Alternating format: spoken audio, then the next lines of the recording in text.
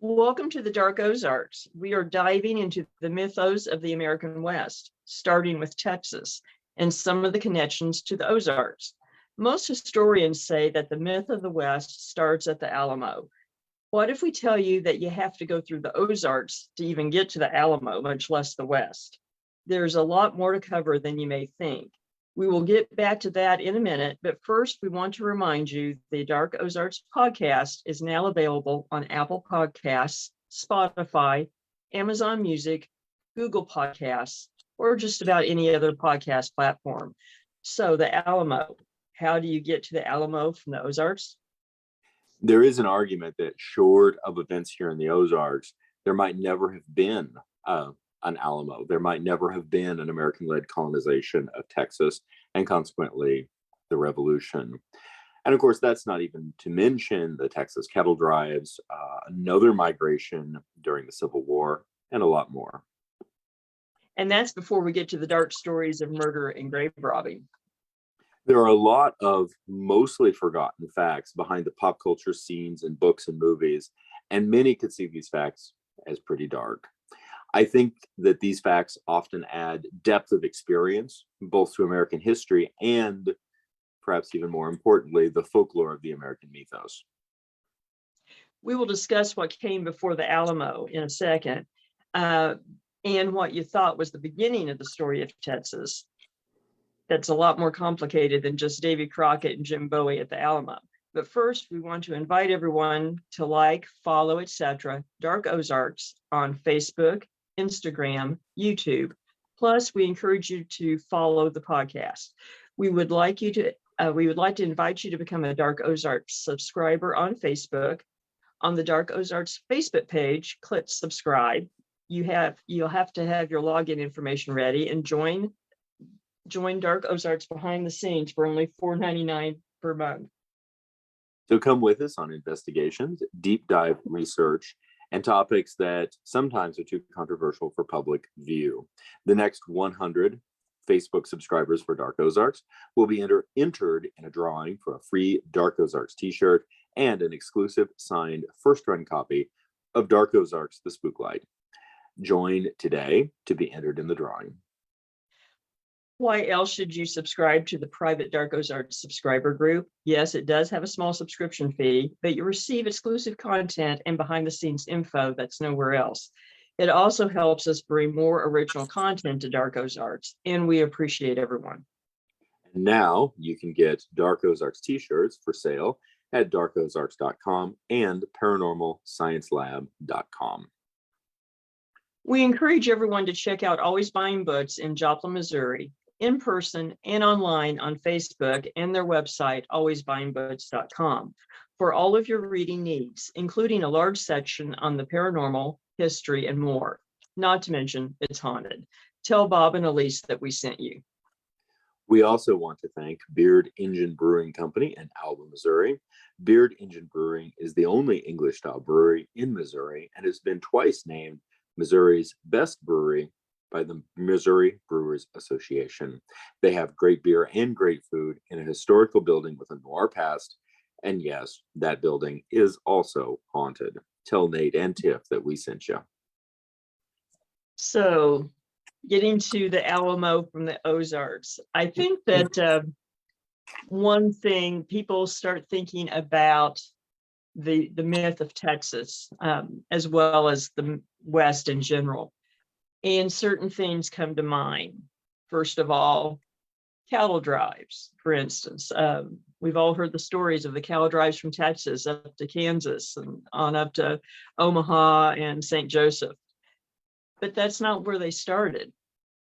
It's not. And that the fact that there is an incredibly strong connection historically of driving cattle north or driving cattle, in some cases west, from the Ozarks, etc., is a connection that is very easy to overlook. It is, and it really started in the early 1850s with the California Gold Rush. Basically what happened was that fellows went out to California and started noticing that cattle were in short supply Yes. in the mining fields. So some came back to Arkansas and decided that they could make more money driving cattle to California and selling them out in the mining fields rather than prospecting. And there was something to that because cattle were bringing $5 to $10 a head in Arkansas at the time, and you could sell them for $50 in California, which was a big chunk of money at the time. And they would head out from Fort Smith. So this went on from the early 1850s, and then the cattle drives from Texas didn't start up until after the Civil War. So in some ways, Texas was the Johnny come lately. In that, it's of course, there's a couple of things that really come to mind on this. One, of course, that for me really stood out is that the Harrison area was actually one of the areas that cattle was driven to California. Mm-hmm. One of the often overlooked aspects of the gold rush is that much of the great wealth that was to be had actually came in the form of selling necessities to the miners, as opposed to the precious metals that were being mined. And so just that simple reality of supply and demand is interesting in and of itself. But then to think about the exceptionally daunting effort of driving cattle herds from, say, Harrison, Arkansas to the gold fields of California it's a lot to consider. The men who undertook that, I think it's important not to overlook just the amount of grit and the amount of guts that it took to do that, and then add on to it that in many cases these were people who were doing it just in the hopes that they could have money to make it through a couple of years. Well, I mean, that's very, very true. And when you talk about being hard, they were driving cattle through Indian territory, through unsettled territory, and even there was a southern route and a northern route. And even though it was long, it was used more, it was longer. But in the end, it was an easier route for the cattle, and it would go through Utah. And actually, during one of those cattle drives from Arkansas, led to the sort of the infamous massacre in Utah of the Fancher party. And it's not clear whether the Fanchers knew that they were walking into hostilities, because basically the Mormons and their allies had just announced that they were not inviting to other people coming through, and there's some circumstantial evidence that they might have been targeted because a prominent Mormon had come back to Arkansas and been murdered just a few months earlier, and they probably didn't know about it. But word was along the line that a party from Arkansas was coming through, and that may have been part of the motive. And it actually led to sort of a, quote, at that time, an international incident. So, these cattle drives were inherently dangerous. They were, and if memory serves, the Fancher party actually went through Beaver, Arkansas. I think they may have. I think they did. It seems like I remember an aside note Not that Mhm. they were from Beaver, Arkansas, but they went through Beaver, Arkansas. And I believe so. for people who are going, why are you talking about Beaver, Arkansas? Where's that? It's just north of Eureka Springs, the resort city of Victorian resort city of Eureka Springs. It is known for the Golden Gate Bridge of the Ozarks, which is a beautiful suspension bridge, actually built approximately mid 20th century. But it's a beautiful suspension bridge that crosses the river there. And also the train is there as well. So it's a very, very beautiful location. But it was a crossroads and crossing, or it has been an important way station on the old road for a very, very long time. And some of the original buildings are still there. That's really neat. And it's ironic how just more connections are made all the time as we go through these different subjects. But and another aspect of sort of the image of Texas is, of course, the cowboy boot. Yes. Which My we hate to favorite. tell people didn't come from Texas. The cowboy boot, as we know it, did not come from Texas. It came from southeast Kansas, just on the edge of the Ozarks, actually. And actually, when we think of cattle drives from Texas, even when you get to the point of cattle drives from Texas, you think of Abilene, etc. But Abilene was not the first cow town. It was Baxter Springs, Kansas, which is in the Ozarks. Yes, it is.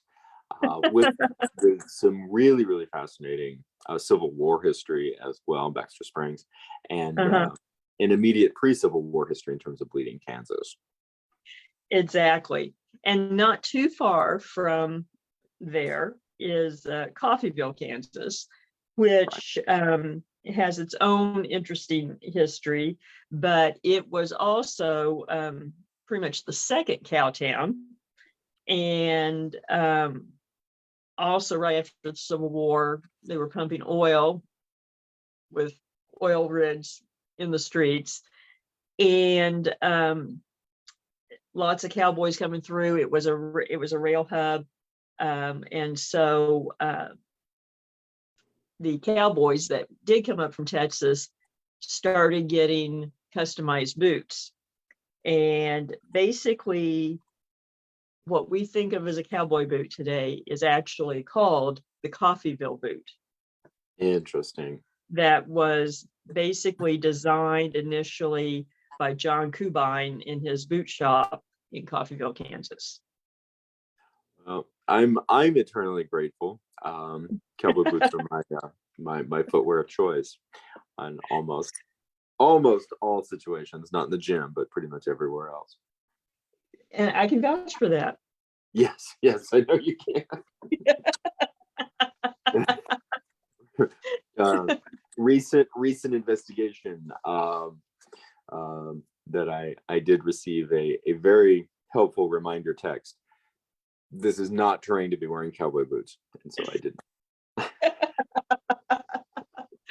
I do try to take care of you. I know you do, and I appreciate that. And you are absolutely correct. It would not have been good terrain for cowboy boots. No, it would not have been fun. At least not unless I was on a horse. That's true, but we weren't. So we were not. But that gives you. But that's a good example of how the image of Texas it was not necessarily born in Texas. And I think something that is important is that many individuals who particularly over the 19th century helped to create the culture of Texas, and in some cases the mythos of Texas, were closely tied with the Ozarks. Yes, very, very much so, including the grandfather of Texas. Yes, Mr. Moses Austin. And I find Moses to be an extraordinarily interesting individual, one that, in Me too. all fairness, history has, for the most part, overlooked. Really, I have to say the same, and no slight to his son Stephen, who's known as the father of Texas. But just as far as everything he did and went through, Moses is a very intriguing individual. He really is, and very contributive to early Missouri history, Mm-hmm.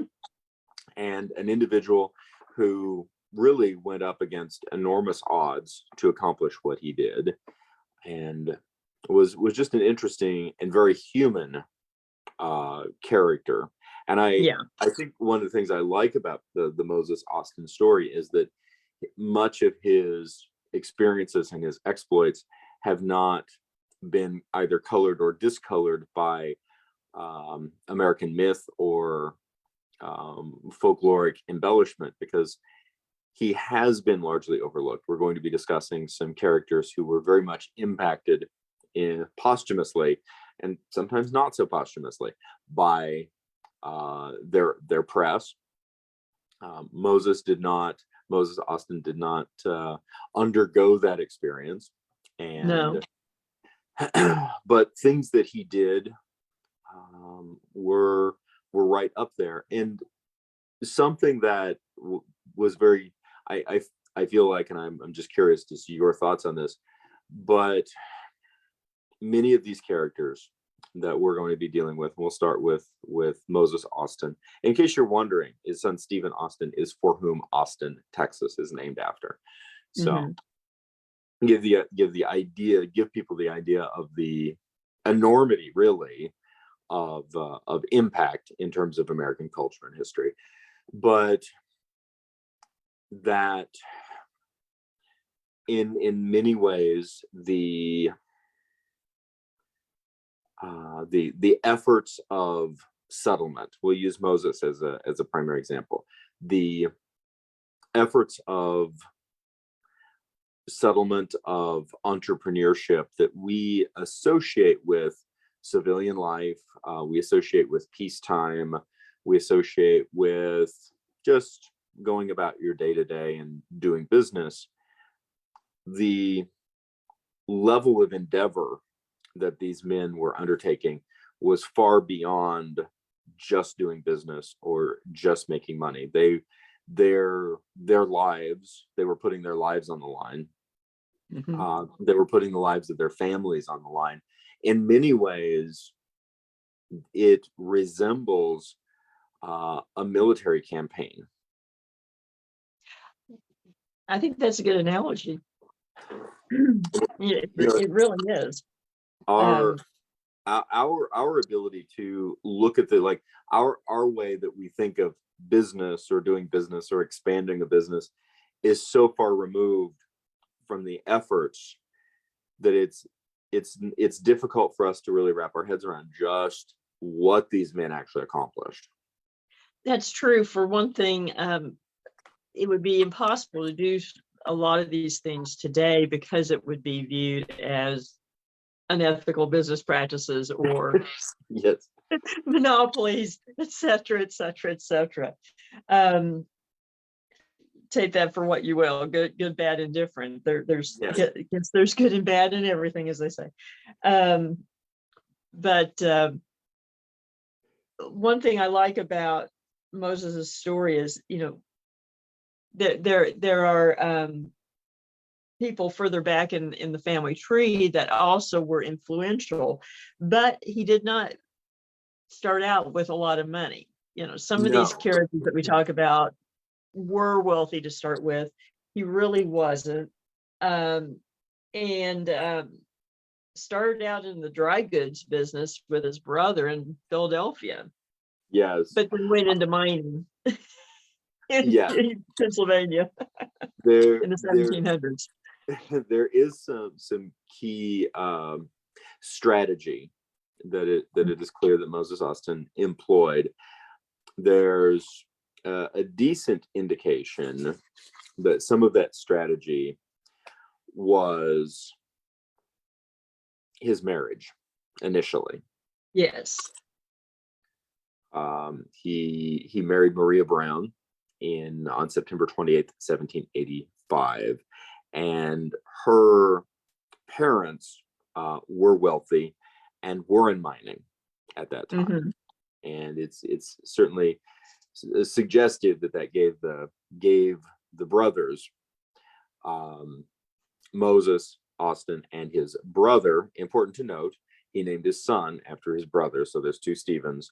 Mm-hmm. His brother Stephen, the impetus at that point, and again, take it for what anybody will, but there is a very exciting American dream quality to this idea that you start out working a dry goods store in Philadelphia, then you transition to a dry goods store in a branch office, if you will, in Richmond, and then go in and get married, go into mining, get married, and then go into mining.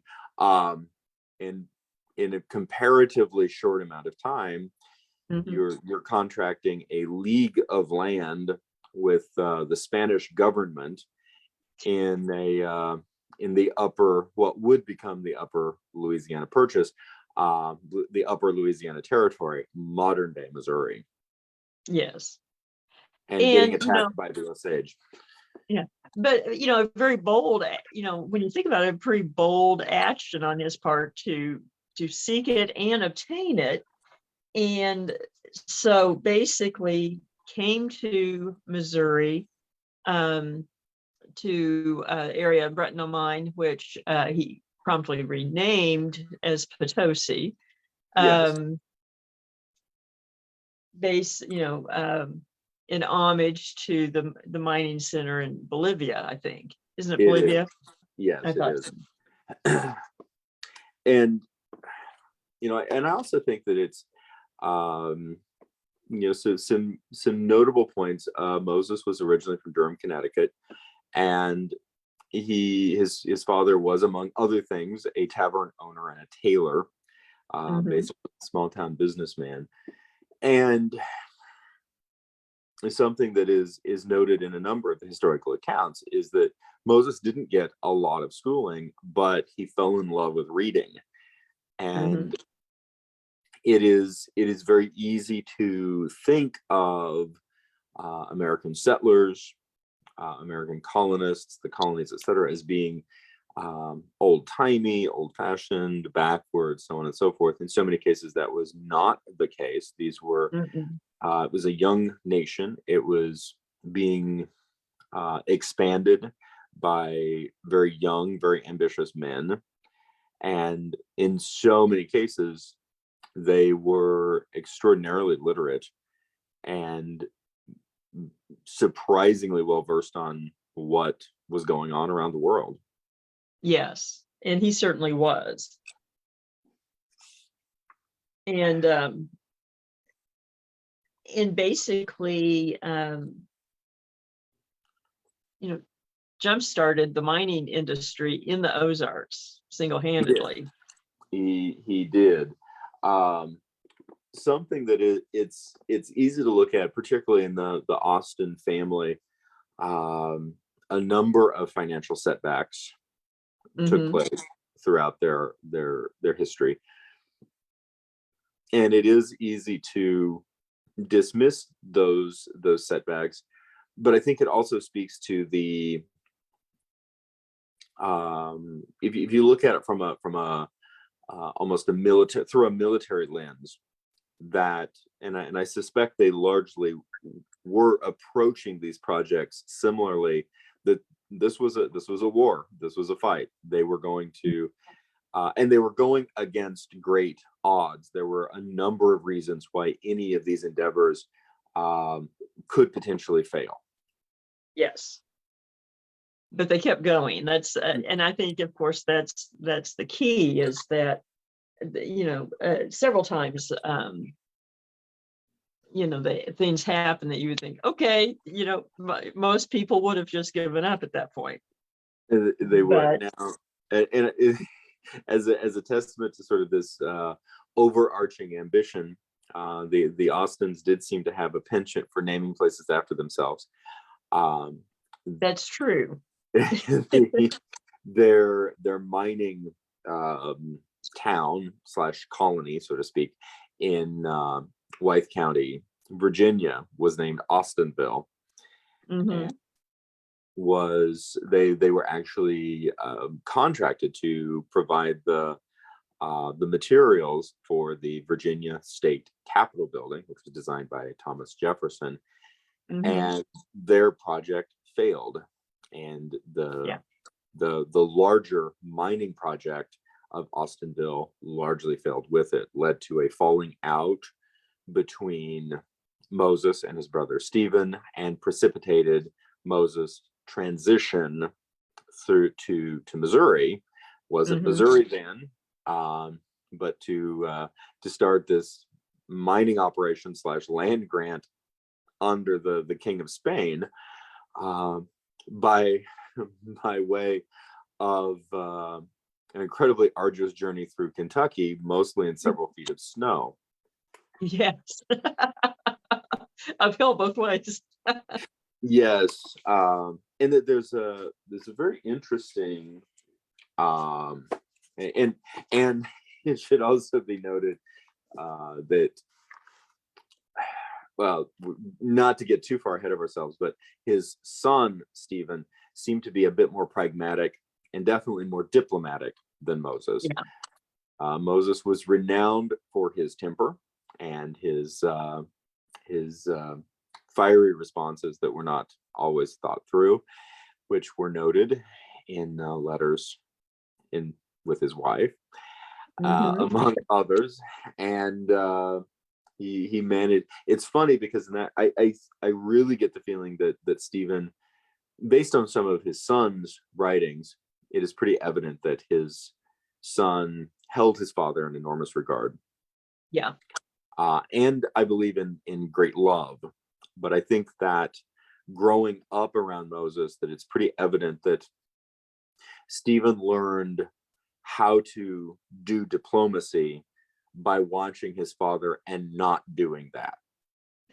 Right. I mean, to Stephen's credit, I think he was able to look at a situation and say, love my dad, love what he's doing. Here's what it could have done differently that might have worked better, and take a note. And not a lot of people can do that. No. So, I mean, that says a lot for Stephen. But coming through after the War of 1812, economy started changing, and it brought on problems again as the economy was weakening, and there was a dip in demand for lead during that time.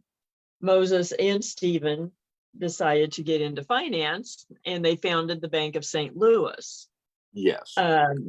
Which had a couple of consequences. One was that it actually helped solidify St. Louis as a major commercial financial center, particularly on the Mississippi, which really has had a lot to do in the last 200 years with it continuing to be a major city. The other is that, unfortunately, in the economic panic of 1819, which was basically the first Great Depression that America endured, that they lost most of their money again. Yes. and go ahead.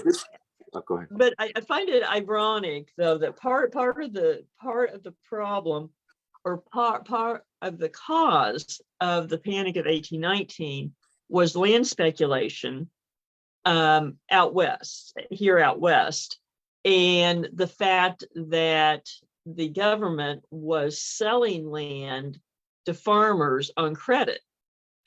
Yes. And then after the war, as the economy slowed down, they couldn't pay those notes, and that's partly what fueled it. It's kind of ironic because Moses, through his life, makes these schemes or these ventures based on land speculation. Yes. Yes, it is. How do a vicious dog chasing its tail in a larger sense. Mhm. In that regard, there was something that a couple of, for me, just an interesting side note in terms of history. Moses Austin, to a degree, took Schoolcraft, the mineralogist Mhm.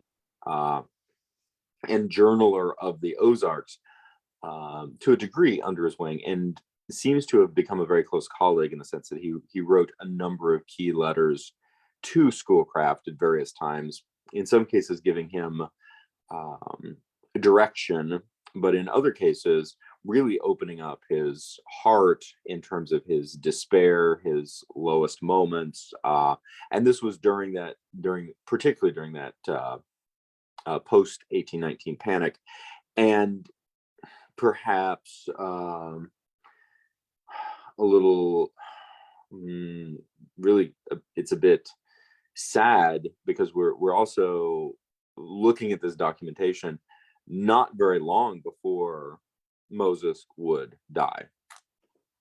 Very true. Very true. Yeah, because he died in 1821, I believe. And it was he really expended everything in really, I think, in his existence.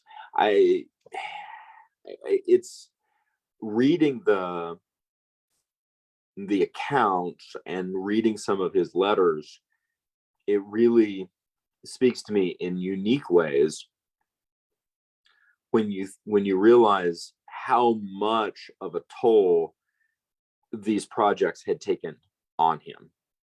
Yeah. And I think that's one thing that, sometimes we don't think about. It's easy, you see it, I think, you say, in the faces of a president as they age very quickly in office, and certainly Abraham Lincoln is a good example of that. But a lot of these figures just went through a lot of stress and agony going through everything they did, and it's easy to forget. And what they did and going through that actually benefited the entire area. It did, because it's and and again, these exploits, these expansions have to be understood within context, Mhm. because it's very easy to look at various aspects acontextually and deride these individuals for a variety of contemporary reasons. Oh yeah. But at the same time, in many cases, were it not for the work of these folks, we're enjoying the infrastructure that they created. Very much so. And this is, it's certainly an example, because while he's at this low point, and really taking a toll on his health and his mental outlook,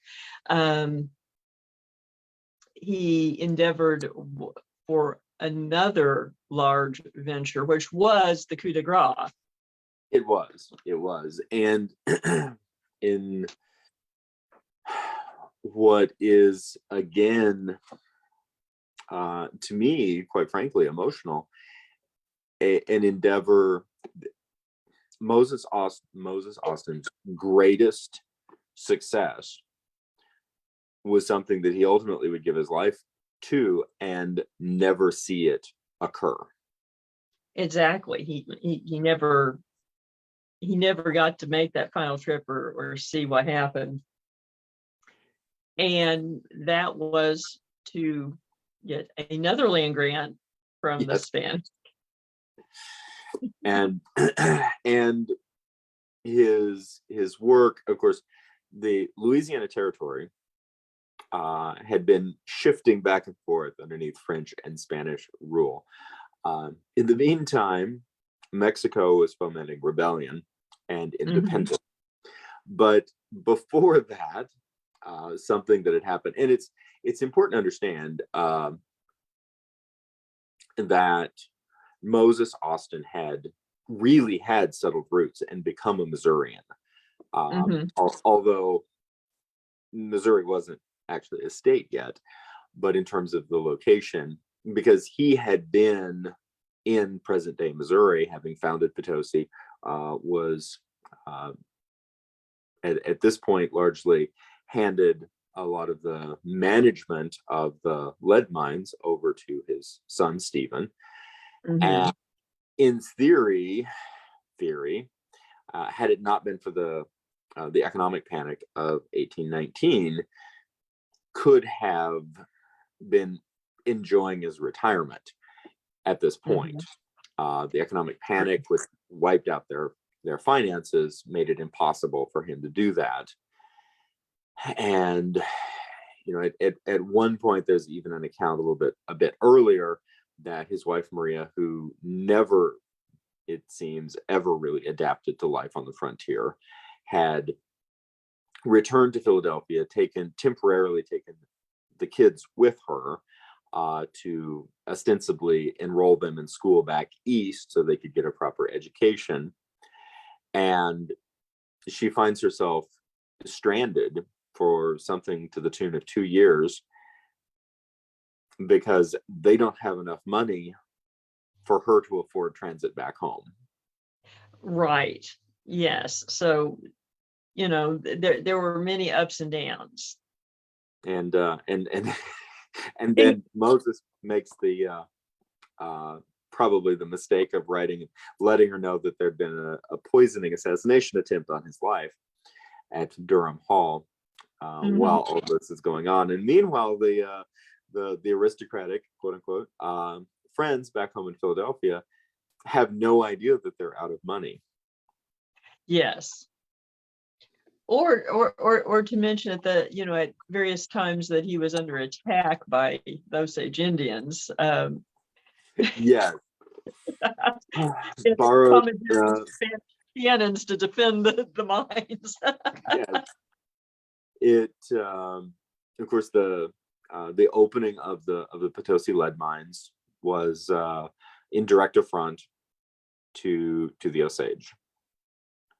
Well, it was, and then most of the residents of the area were French, and they declined to come to his aid. Yes, a fact that Moses Austin did not forget. No, Moses did have a long memory, it seems. Which I can't blame him. But there's also some pretty strong indicators that his incredibly strong personality did not necessarily make diplomacy with a number of these people easy. Yes. I think he was viewed by some of those settlers as a upstart, who had just arrived, and they had been there at this point for 150 years. So certain amount of looking at some of this potentially as a liability rather than a benefit. And yes. It's believed that he actually borrowed a cannon or obtained a cannon from the Spanish in order to respond to the threat of approximately 30 Osage warriors. It's sad to me. There are 19th century photos of Durham Hall near present day, and it is a admittedly magnificent and very unique, architecturally unique structure. Yes. That an outbuilding apparently does still remain, but the Durham Hall itself is no more. It makes me sad because it looks like an incredible building. It does. It looks like it was a fantastic building, but kind of larger than life, like its owner, I think. I would tend to agree. And then coming to this final endeavor, is that Austen travels, and travel is such an interesting word. I mean, we're at this point, he's in his early 50s, considering what he's gone through, the sort of the state of, the rate that individuals during that era aged. He Mhm. is, in essence, an elderly man, Yes. and taking on the the equivalent of essentially hiking in many cases, from the essentially from St. Louis to San Antonio, Yes. with the intent of hiking all the way down and all the way back through a variety of conditions, in order to plead his case and obtain a land grant. And the process was fraught with difficulty, had he not run into, actually a Dutch diplomat by the name of Baron de Bastrop. He would have been turned down. Yes. But they'd had dealings in the past, if I recall correctly. Yes, they were business associates. He was in New Orleans. And I also found this very interesting because despite the economic issues that, of course, that Moses Austen and his contemporaries went through, they were high rollers. Mm-hmm. They were big time capitalists, of the early United States, and they had a lot of business dealings in New Orleans, and just interesting because I think we have a very narrow view of the population from the early days of the United States. It's easy to do that. And, just to, unconsciously create certain stereotypes. Simple farmers hewing out the wilderness, hoping that they could possibly have a log cabin, those sorts of things. And those stories are real, but these individuals who are extremely well traveled, have contacts, the considerable distance, etc., and have the ambition that you're going to hike from St. Louis to San Antonio with the intent of getting a land grant from Spain. Maybe. Yes. I really, going over Moses's life, I keep getting this feeling that once he set his sights on an endeavor, he really didn't think that it wasn't going to happen. I think he had to take that view in order to have done these things. These were not, modest or conservative steps that he took, and so if you doubted it, you would have shot yourself in the foot. Yes. But by the same token, I imagine, even if we don't have it in letters, that he had a plan B if that didn't work. Mm-hmm. That's that, and this is also on the heels of the Long Expedition, which was basically an unauthorized military campaign into Spanish territory. True. So there's a considerable amount of suspicion when he reaches San Antonio. Right, with good cause. Yeah, very, very much so. His ultimately, thanks to Bastrop, he is successful, or believes himself to be strongly successful. He began making plans to settle 300 families in Texas with this land grant.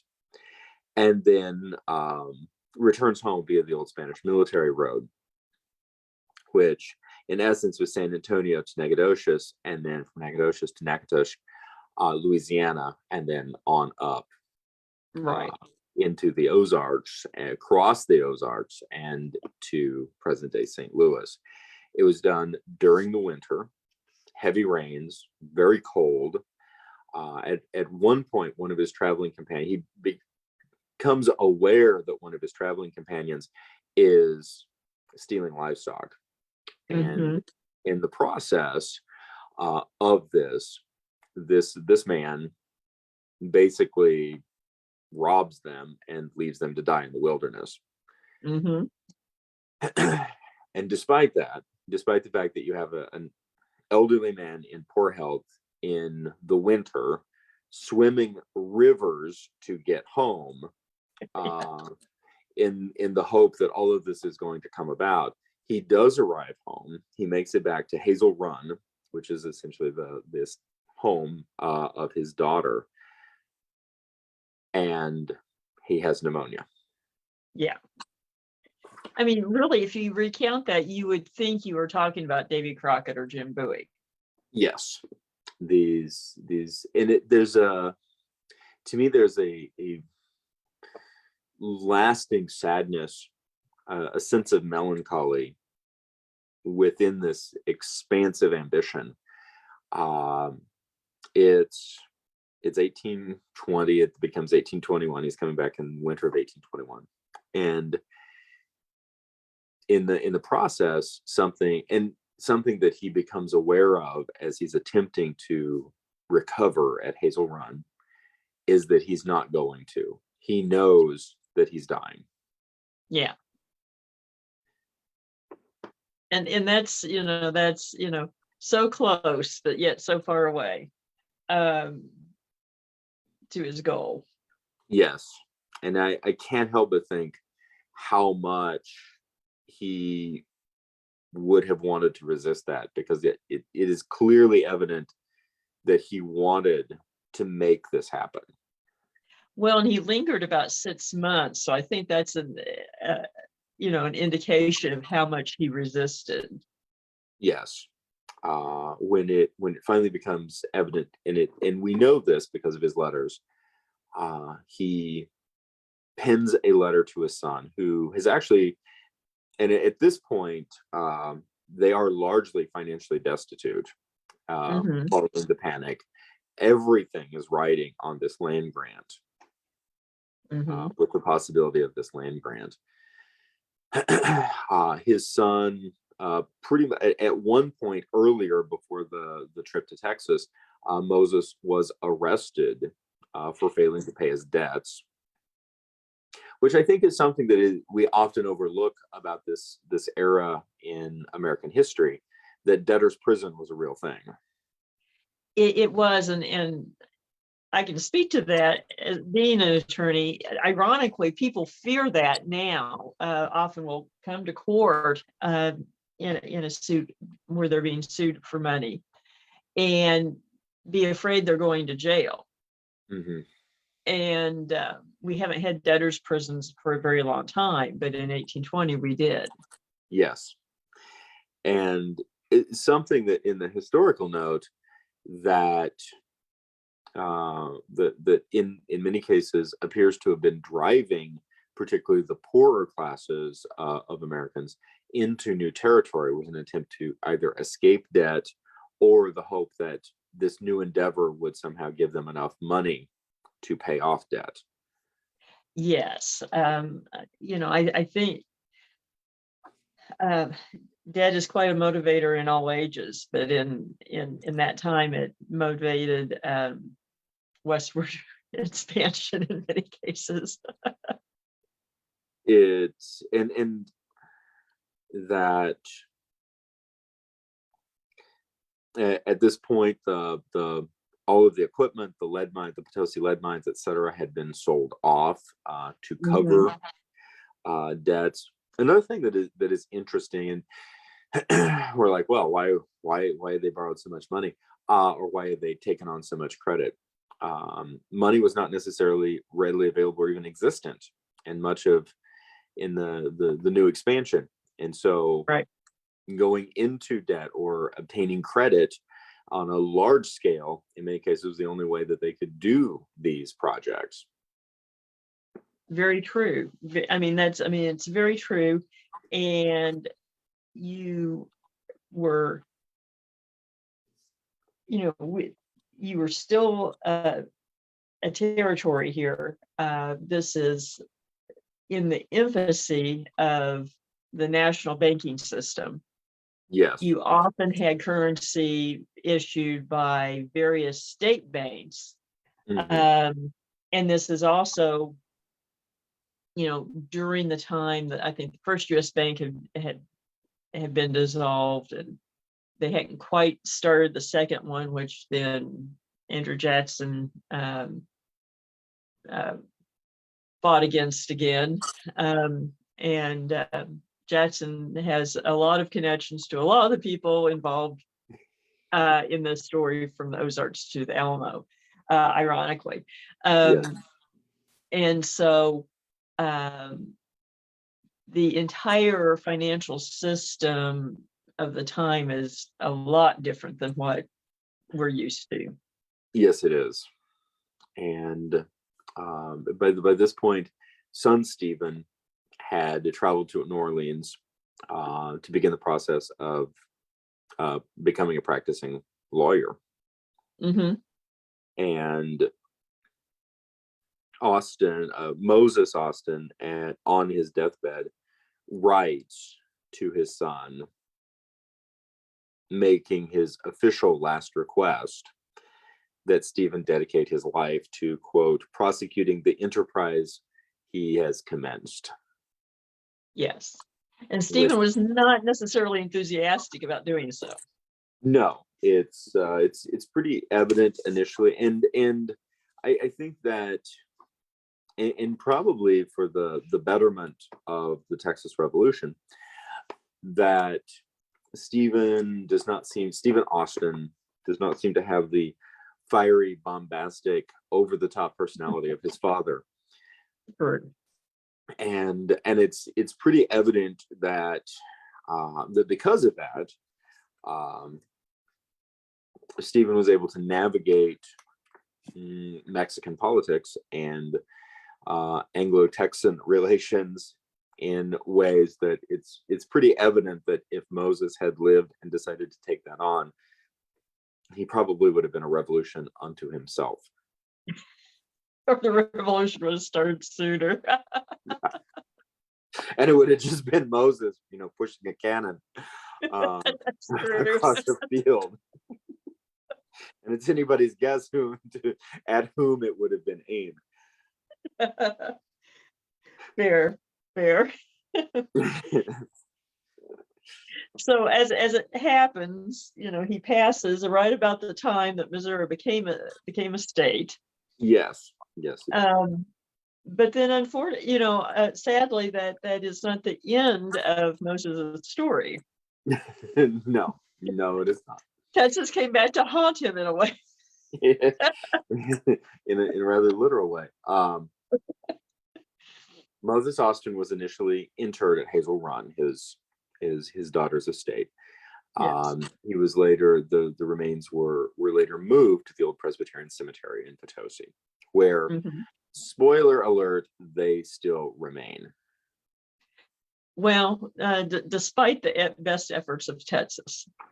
Yes, or certainly so some individuals associated with the State Cemetery of Texas,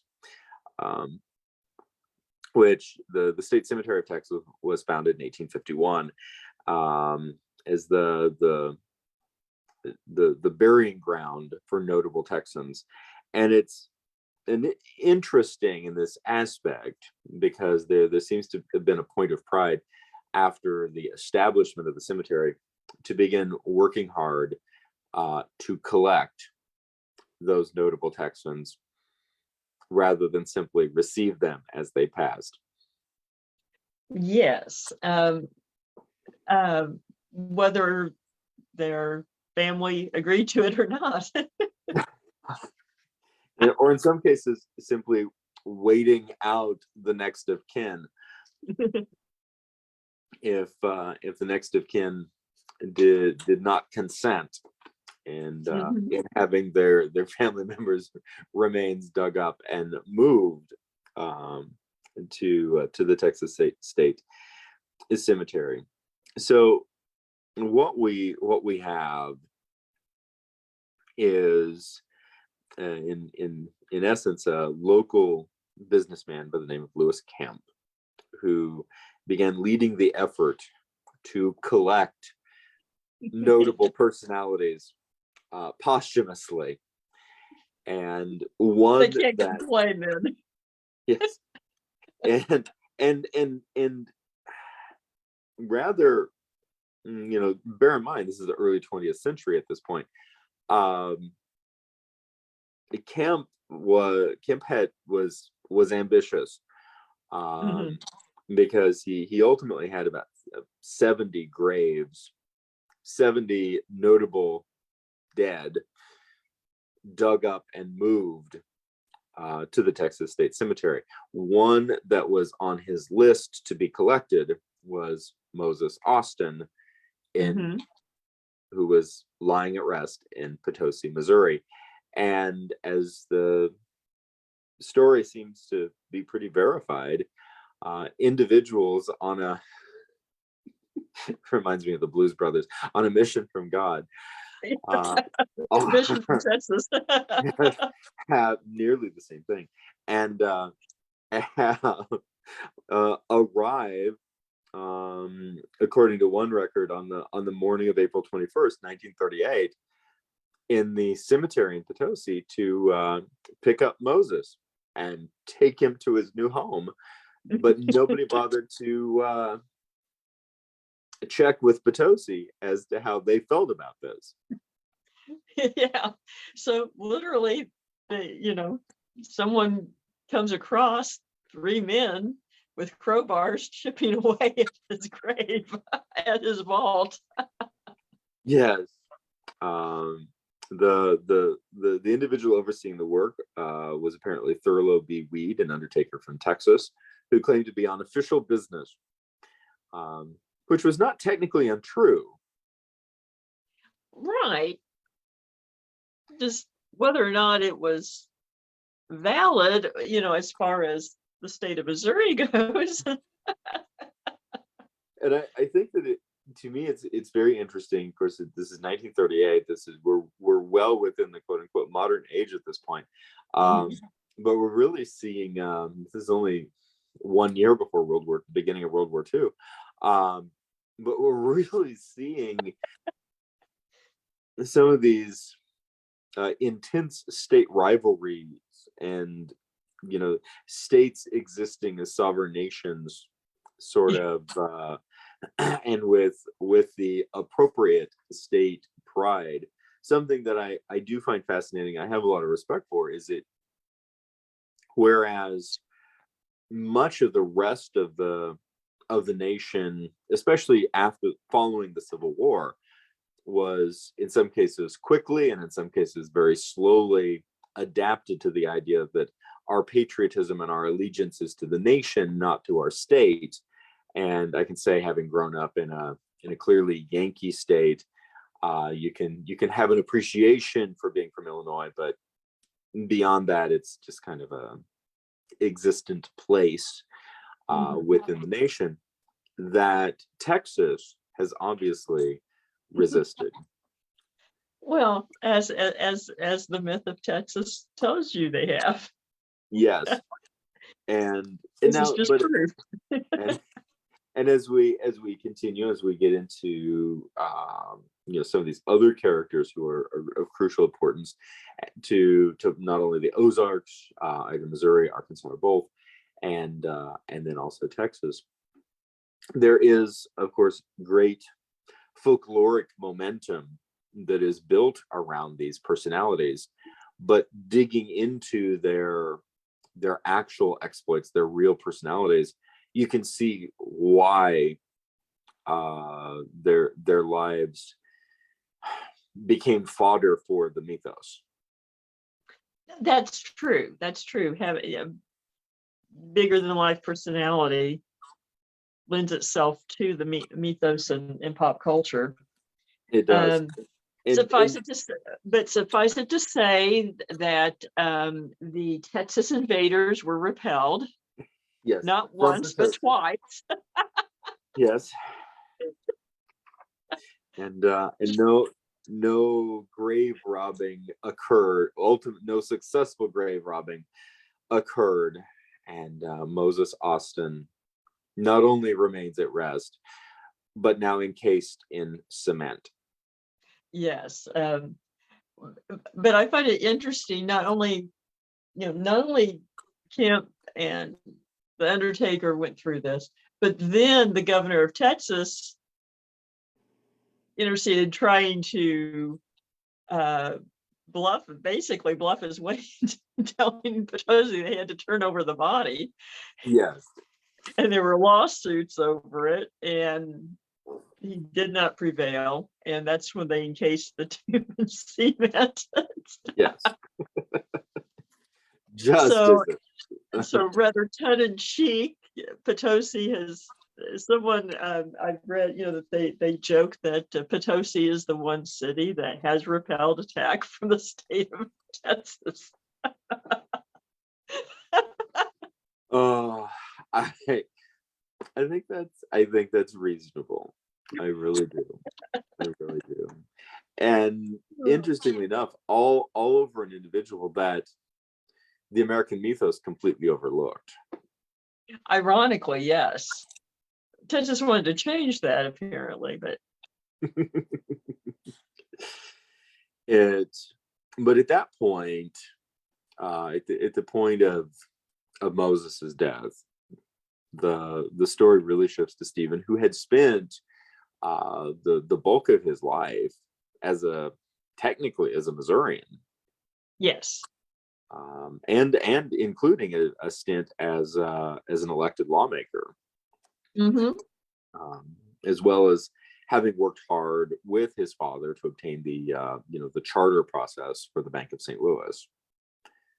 Yes, and then basically, and then he had pivoted, as you said, to go to New Orleans to practice law in the aftermath of the economic panic, and pivots to then recruit 300 families, and they leave from southern Missouri. One of the departure points was West Plains.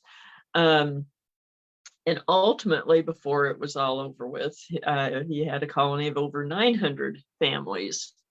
Yes. And dealing with massive tracts of land. Yes, just enormous amounts of land. And he was basically the impresario. He was the emperor, basically, of this area. Yes. And referred to as impresario. His father would have loved the title, I think.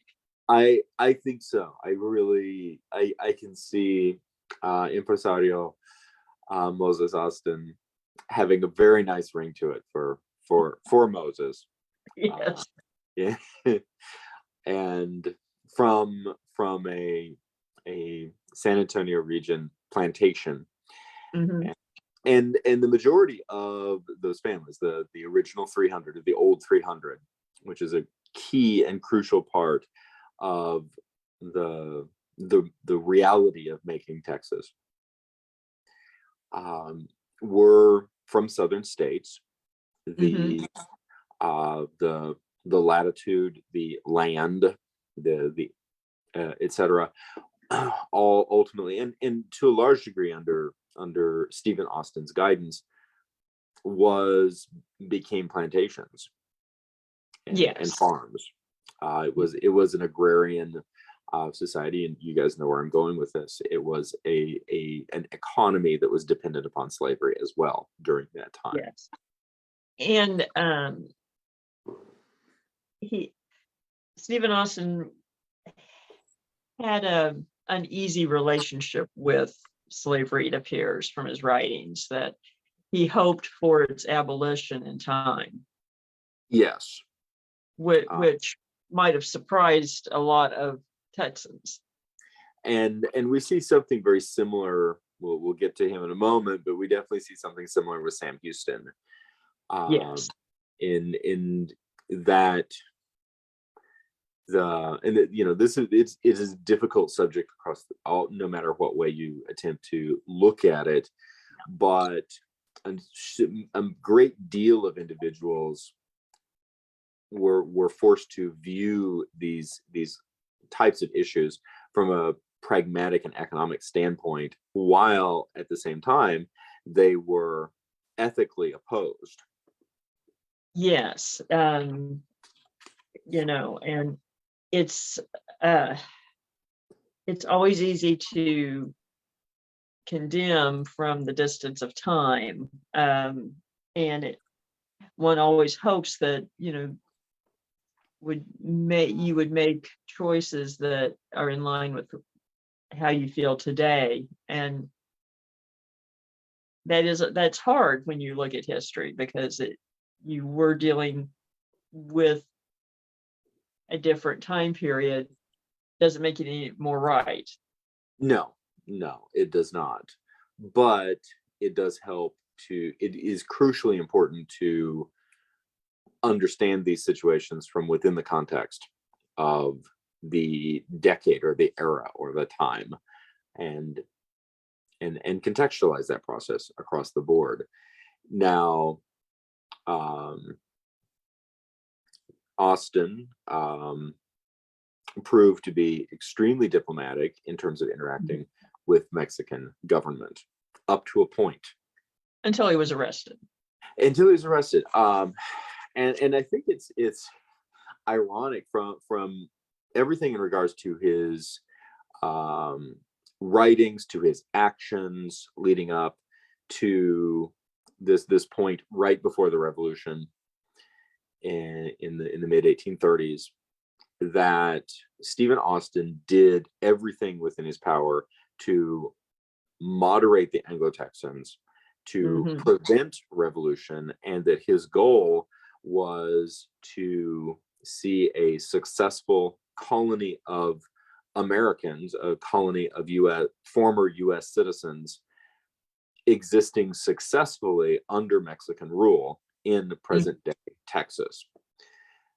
And that it's clear, even to the point that many of the Texas settlers were angry at Stephen Austin for his diplomacy, for his insistence on peace, on negotiation, on working with the Mexican government rather than going to war against them, all the way up until he is arrested and held for a considerable amount of time without trial. And I'm curious as to the individuals who made the diplomatic misstep of arresting probably the one guy who could have prevented revolution in this case.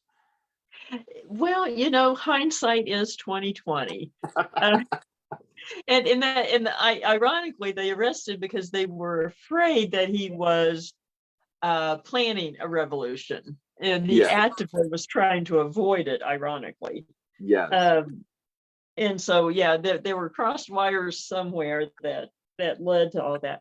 I guess a nice bit of trivia too, when we're talking about the Texas myth, is that Stephen Austin himself actually did pretty much establish what became the Texas Rangers. Yes, he did. And that was in 1823. A command of quote Rangers for the common defense of the colony, and there's an unbroken line between that establishment and then the Texas Rangers themselves. So definitely a large slice of Texas myth there in pop culture. Very, very much so. And of course the work of the Rangers would heavily extend into just the realities of the Old West, the realities of the Western mythos, but then the realities of things like Indian Territory, which would later become Oklahoma. Indian Territory, really onward. I mean, it was the Texas Rangers that took out Bonnie and Clyde. Yes. So yeah, it's and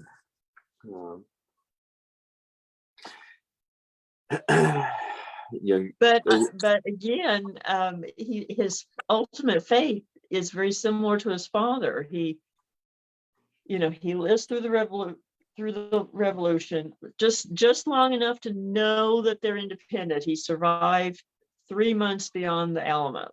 And basically on his deathbed of pneumonia. Yes. At his sister's. Yes. The same sister, isn't it? I think it's the same sister, is it? It is quite likely that their father died at her home, but I think she had gone to Texas and on his deathbed, basically makes a statement that at least Texas is now independent. Yes, and so and along with that, these quotes, I think something that can be said for it's easy, particularly from the overarching and exploitive branding, so to speak, of Manifest Destiny. It's easy to paint this portion of American history with very broad brushstrokes, but something that we see with Moses, something that we see with Stephen, is, even by their own letters,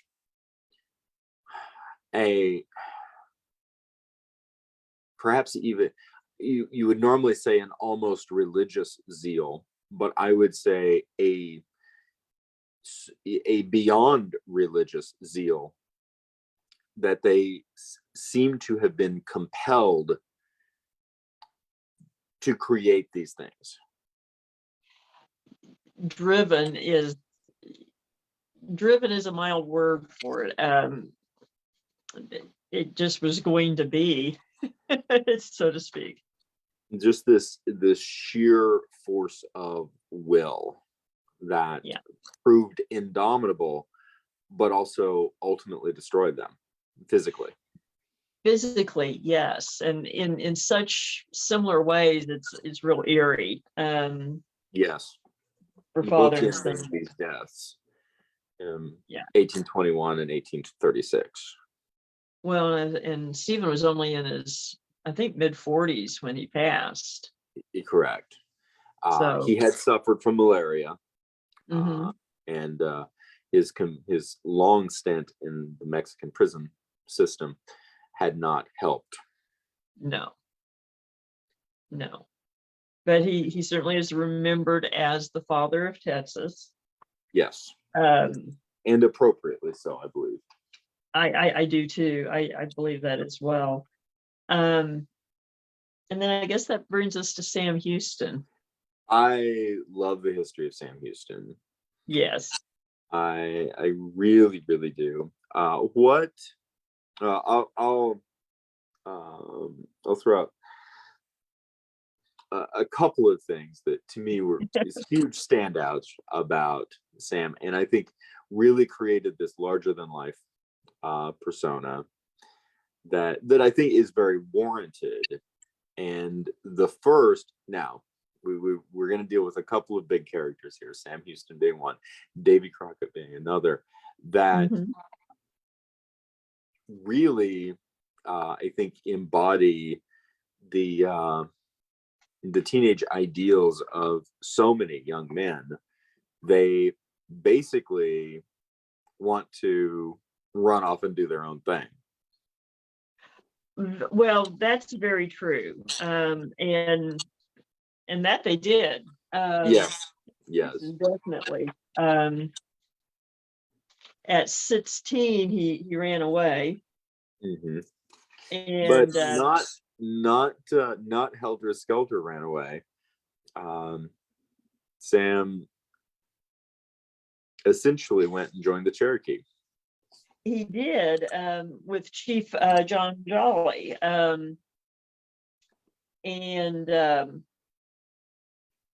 It's very interesting because he seemed to have a very genuine love of the Cherokee people, Yes. and understanding of them, which comes into play with some of the things in his life. But by the same token, he did that, and then he went home, although he never lived with his family again, and taught school for a year.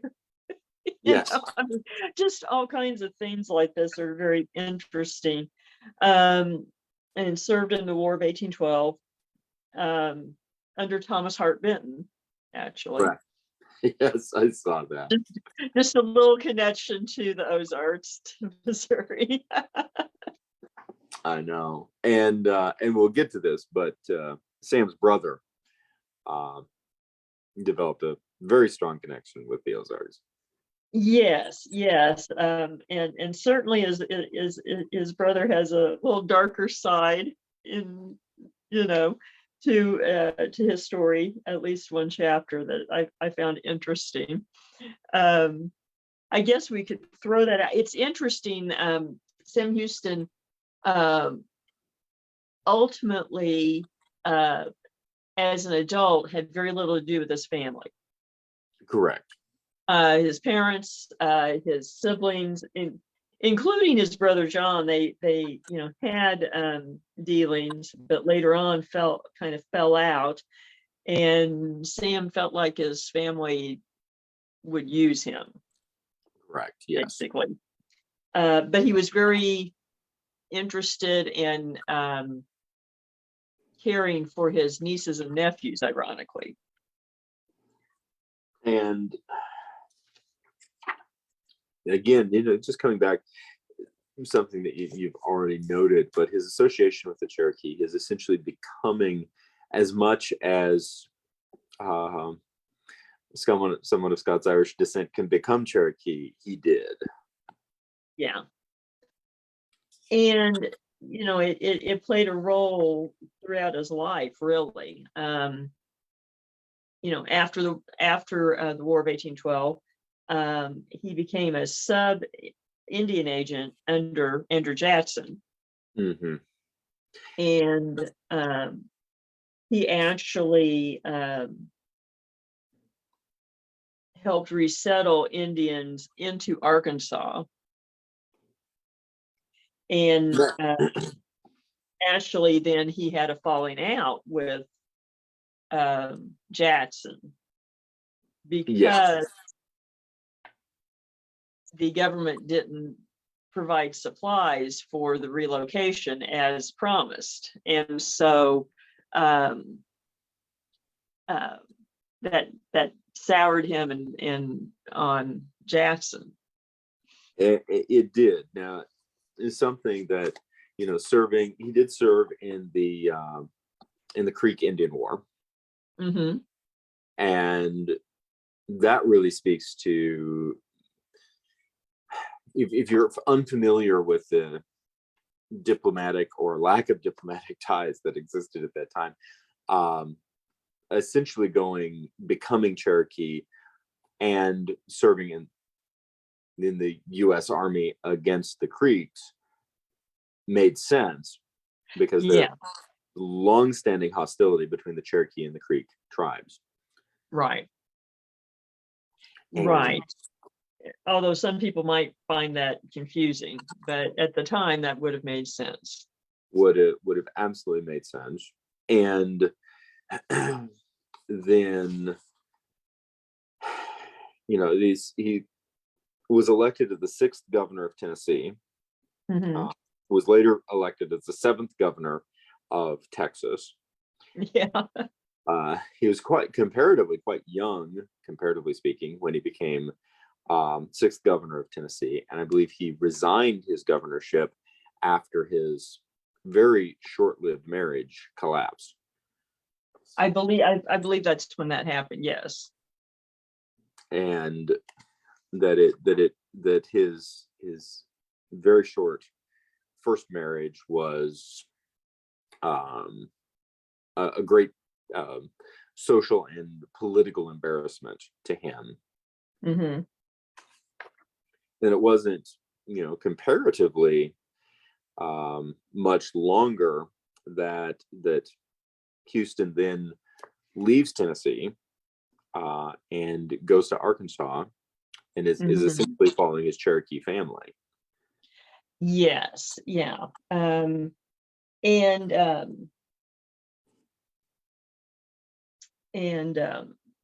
is ultimately joined by his brother John.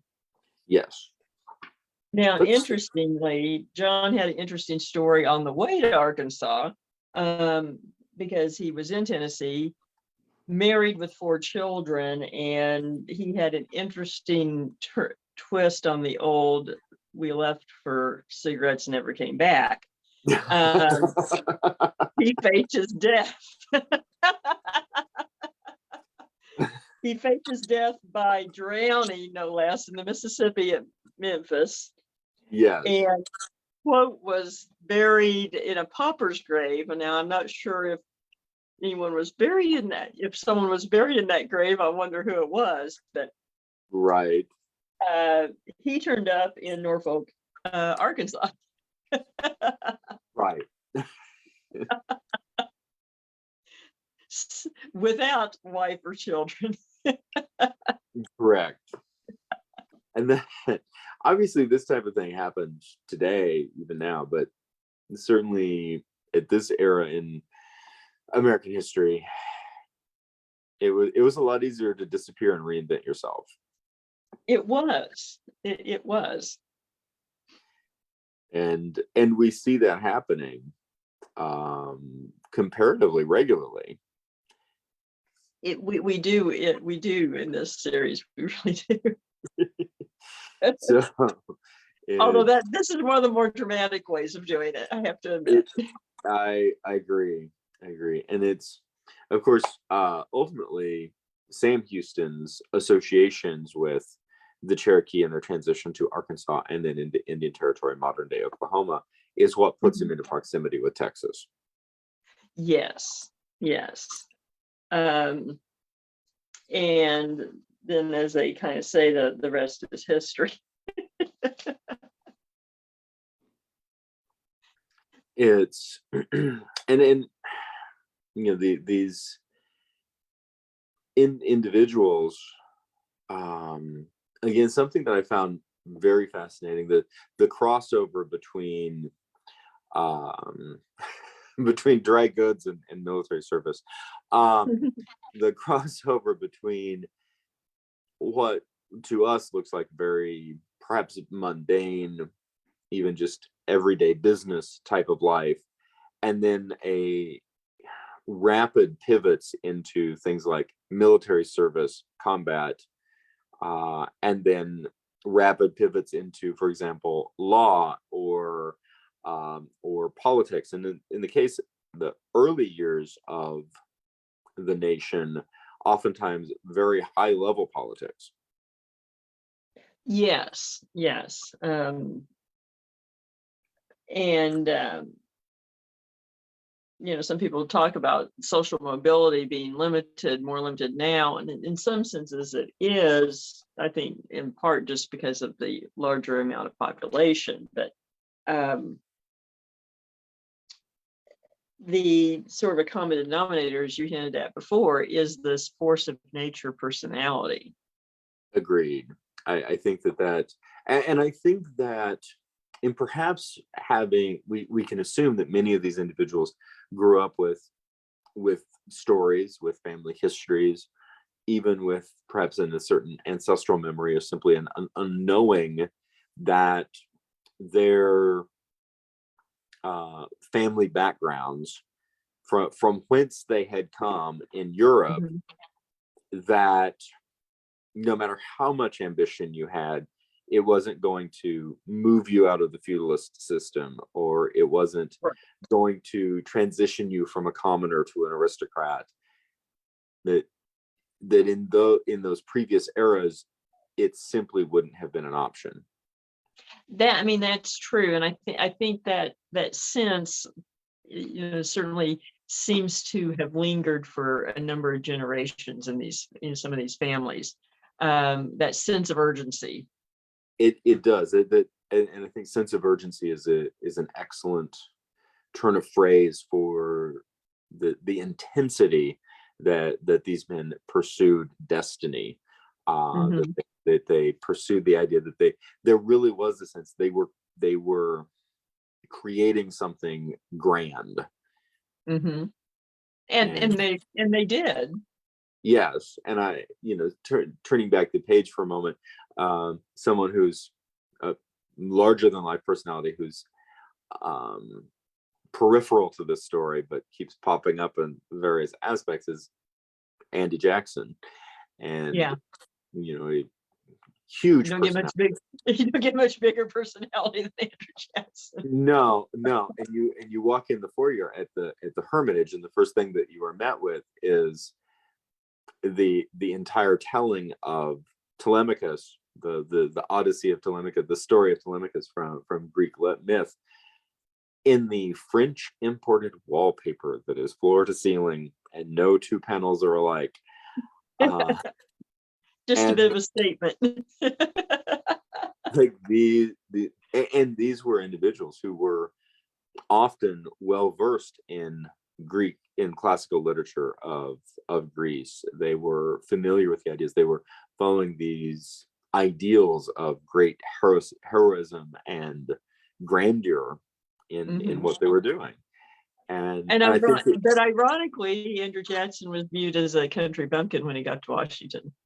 right, which I still think he was I still think that he had to play some of that just for effect. Well, he did. That's what got him elected, and it certainly was not the only president to ever have done that. So, there's a little bit of hope in the back of my mind. I know it's not possible, but that somewhere in the open entertaining quarters of the White House, there's still a little bit of Andy Jackson's inaugural 1,000-pound wheel of cheese that somehow is stuck under a floorboard somewhere. well, perhaps until they basically gutted it and redid it in the Truman administration. Yeah, Maybe they scraped it off of the floor. it's a hope. It's speaking of mythos, it is that's my mythos. Andy Jackson's cheese is still part of. Anyway, I've seen 1,000-pound block of cheese. It's impressive.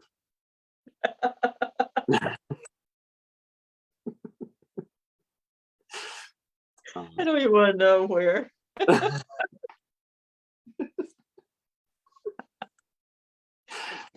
But speaking of Andy Jackson, the next character in this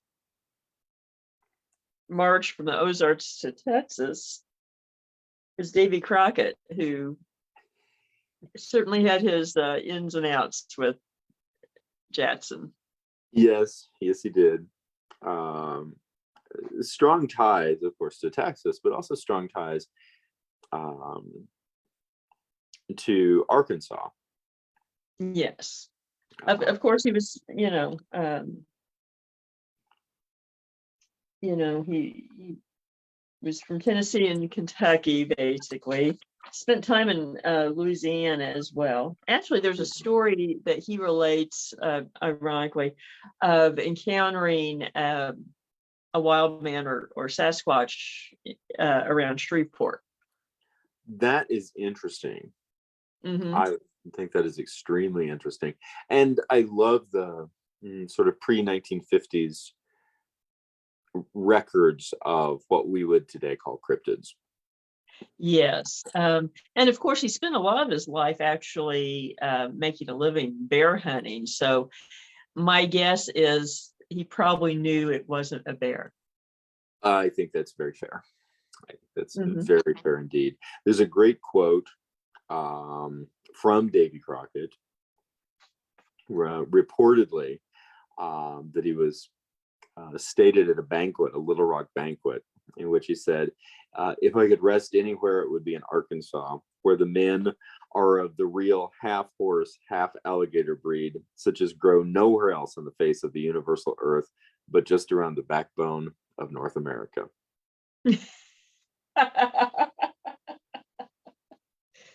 Boy, you almost would have thought he was talking about Texas there. He was born in 1786, and at the age of Mhm. 13, he ran away from home and didn't Mhm. come back for 30 months. There's gumption. It is. It is. He enlisted as a volunteer in the Indian Wars from 1813 to 1815, and he saw action in Alabama and Florida, and moved around quite a bit in Tennessee with his family. And what was initially quite close with, as you mentioned, Andy Jackson. Yes, actually served under Jackson. He was also in the Creek War, as Houston was as well. Yes. He was in Congress from Tennessee in the late 1820s, and he fell out with Jackson in part over the Indian issues, but they butted heads on quite a few things, ironically. But the famous assassination attempt on Andrew Jackson, where it's at the Capitol, and man comes out and tries to shoot him, and Jackson famously beats him with his cane. Davy Crockett actually was one of the couple of men who wrestled the man to the floor, saving Jackson as well. So he was pinned down to the floor when Jackson beat him with the cane. But even though they were political foes, Davy Crockett helped stop the assassination. So Right. And, they knew each other. They were both from Tennessee. right. There's now the legend of Davy Crockett has gone through a number of iterations, Mm-hmm. but it started, really, it appears to have started during Crockett's political career. It did, and and he was really made out to be, sort of this folksy backwoodsman, which he really wasn't. But he did wear the coonskin cap in Washington, fitting the bill, kind of as you said, kind of just same way that Jackson did. But ironically, his rise to folk status kind of makes me think of Wild Bill Hickok and how he became the first legend of the Old West because of Harper's Weekly. Well, in 1831, a play was written, The Lion of the West, which later on there's a book, and I can't remember who wrote it, named The Lion of the West, about Crockett. The play never names him specifically, but most people watching it thought it was him. And then he was savvy enough to, again, he had lots of ups and downs with money, just Right. as some of these other folks did. And he saw opportunity with this play and then wrote an autobiography. And actually helped his family out in that regard, although it was only a couple of years before he died that happened. And again, there's this sense of living big and living fast. Yes, and that certainly kind of fit Davy Crockett. But he ultimately, when he decided to go to Texas, he made his way from Tennessee via Arkansas, stopped in a number of places and was there for a while.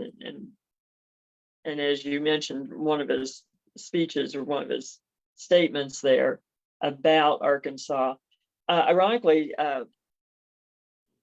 some of his family, his children and grandchildren, stayed in Arkansas, and Crockett's Bluff is actually named after his grandson.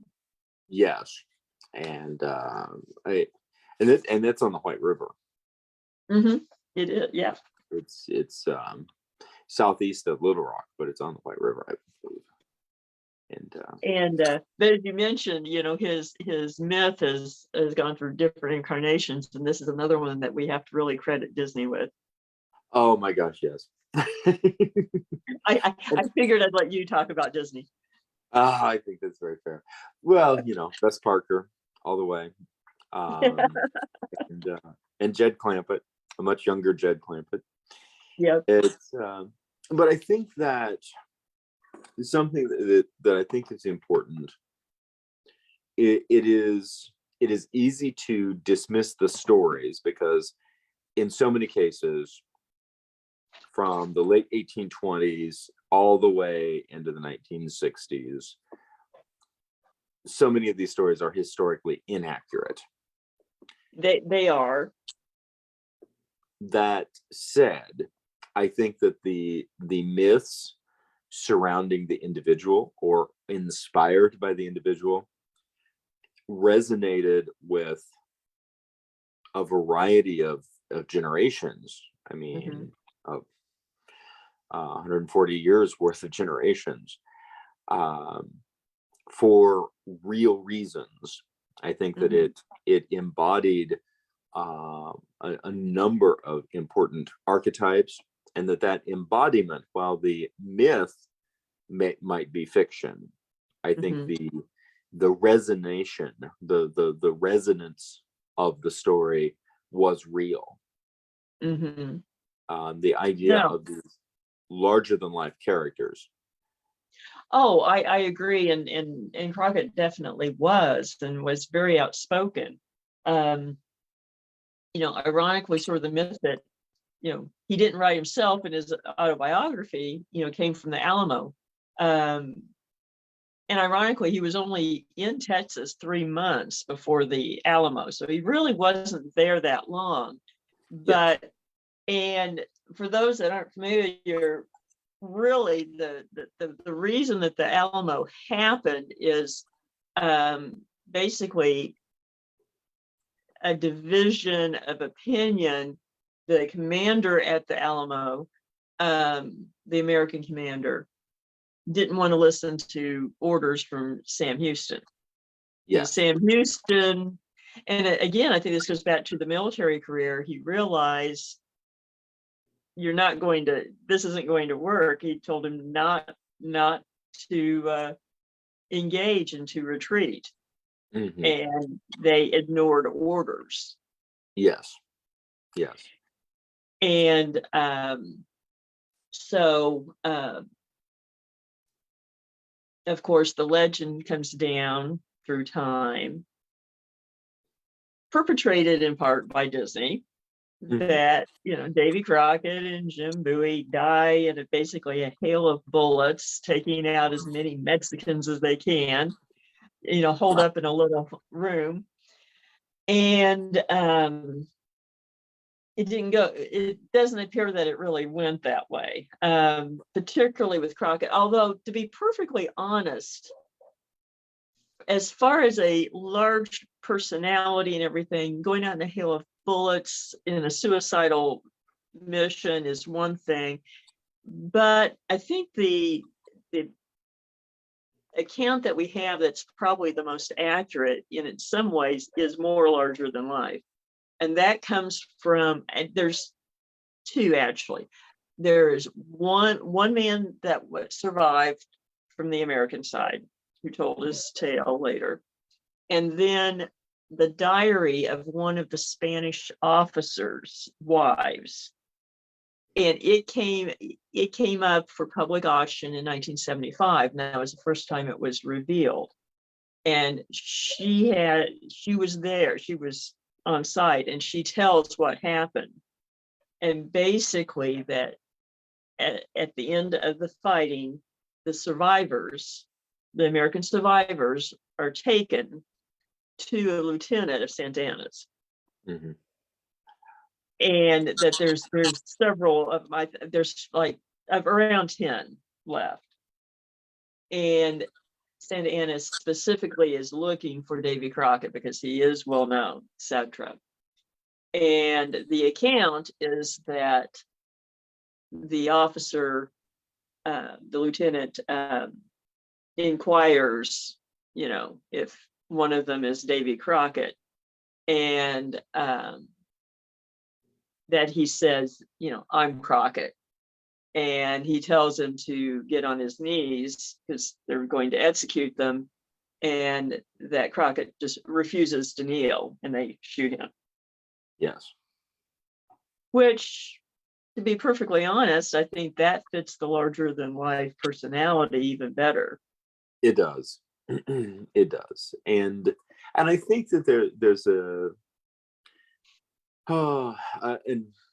interesting point of sort of internal, introspection and analysis, that these men who became myth in the American story were men. They had plenty of issues, as is evidenced by everything from, in some cases, their trail of creditors, to unhappy family members, misplaced spouses, a wide variety of issues. I think that it's crucially important to consider and accept the mythos as its own weather system, so to speak, as its own cultural weather system, that these things spoke to individuals and perhaps even continue to speak to individuals in powerful and important ways. Yes. And that it's important that you have to look at the myth separately from the men, but it is, I think, very beneficial to see the myth for the importance of it, not to just readily dismiss it. Oh, that's not historically accurate, we throw it away. Exactly. But as you've already noted very eloquently, in so many cases, the real life accounts surrounding these men, but what these men did are at times more impactful than the folklore. That's true. And you're right too. Both are important, I think, in our larger narrative of our history. Now, I guess what is sort of one of those big myths is Jim Bowie. It is, and his knife. Which has a story all its own tied to the Ozarks. That it does. One that is continuing to this day, which I find really, really quite beautiful, especially from an artisanship standpoint. That, but James Bowie, was perhaps one of the most colorful and perhaps less egalitarian characters in comparison to men like Stephen Austin or Sam Houston. No, in a very real sense, he would have fit in the rogue gallery. Yes, in despite his myth. Yes, and probably lives above and beyond the myths associated with him. He was born in 1796 Mhm. in Kentucky. Of course, he died on March 6th, 1836 at the Alamo. Spoiler alert. Yeah. But just his, initial introduction, American pioneer, slave smuggler, trader, and soldier. Mhm. Not to mention partners with the pirate Jean Lafitte. Yes, I'm particularly interested in, Which, which of course is another connection to Andy Jackson, because Lafitte basically saved Jackson's bacon in New Orleans.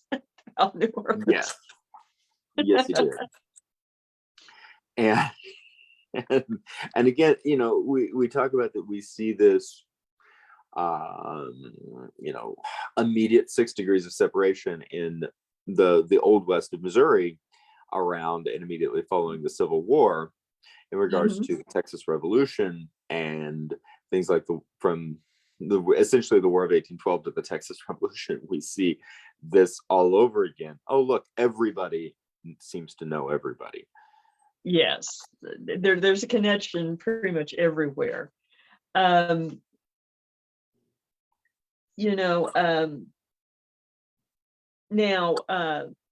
Jim Bowie's father was involved with a raid into Texas in the early 1800s, and then the father dies around 1820 and leaves slaves, horses, and cattle to James and his brother Rezin, and they're building an estate down in Louisiana. And that's when they get into land speculation, which gets them into Arkansas, because they Yes, start speculating land in Arkansas. And as you mentioned earlier, finances being what they were at the time and not always having money to do these things, they were creative at getting credit. And how they did that was partnering with Lafitte. correct. When in doubt, partner with a French pirate. Exactly. And so, and of course, Lafitte had, sort of a anti-hero cult status in Texas now, particularly in the Galveston area. People are still trying to find exactly where his hideout was, on which island, etc., and his supposed treasure that's buried. Well, Yeah. So Jim Bowie would go to Galveston, make trips to Lafitte's compound, and where Lafitte was bringing in slaves, and basically they would then take them to the custom house where they would be sold, and then they would buy them back. And this is how they collected money, and they say in the 1820s, amounted to about $65,000 that they acquired to buy land. And they did a lot of that in Arkansas, but that didn't really go too well for them. Right. Because again, they were purchasing land from the Spanish. Here we go again, another theme. And then they were reselling it to people. Mhm. And so by the time you get into the later 1820s, there are a lot of people who are figuring out they can't prove they own the land. And so finally, the federal government had finally said the state courts could decide these land claims that were in the Louisiana Purchase.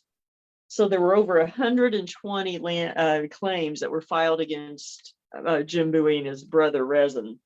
Ouch. And let's see, 126 actually. who from people who had purchased land in the form of the former Spanish grants from the Bowie brothers. And a lower court had initially confirmed most of the claims. They were reversed in 1831 after further research showed that the land had never belonged to the Bowies and that the original documentation had been forged. Yes. And the U.S. Supreme Court upheld the decision. Yes. It is a little bit ugly right there. I will. And then, and maybe having associated with pirates might have lent to all of this.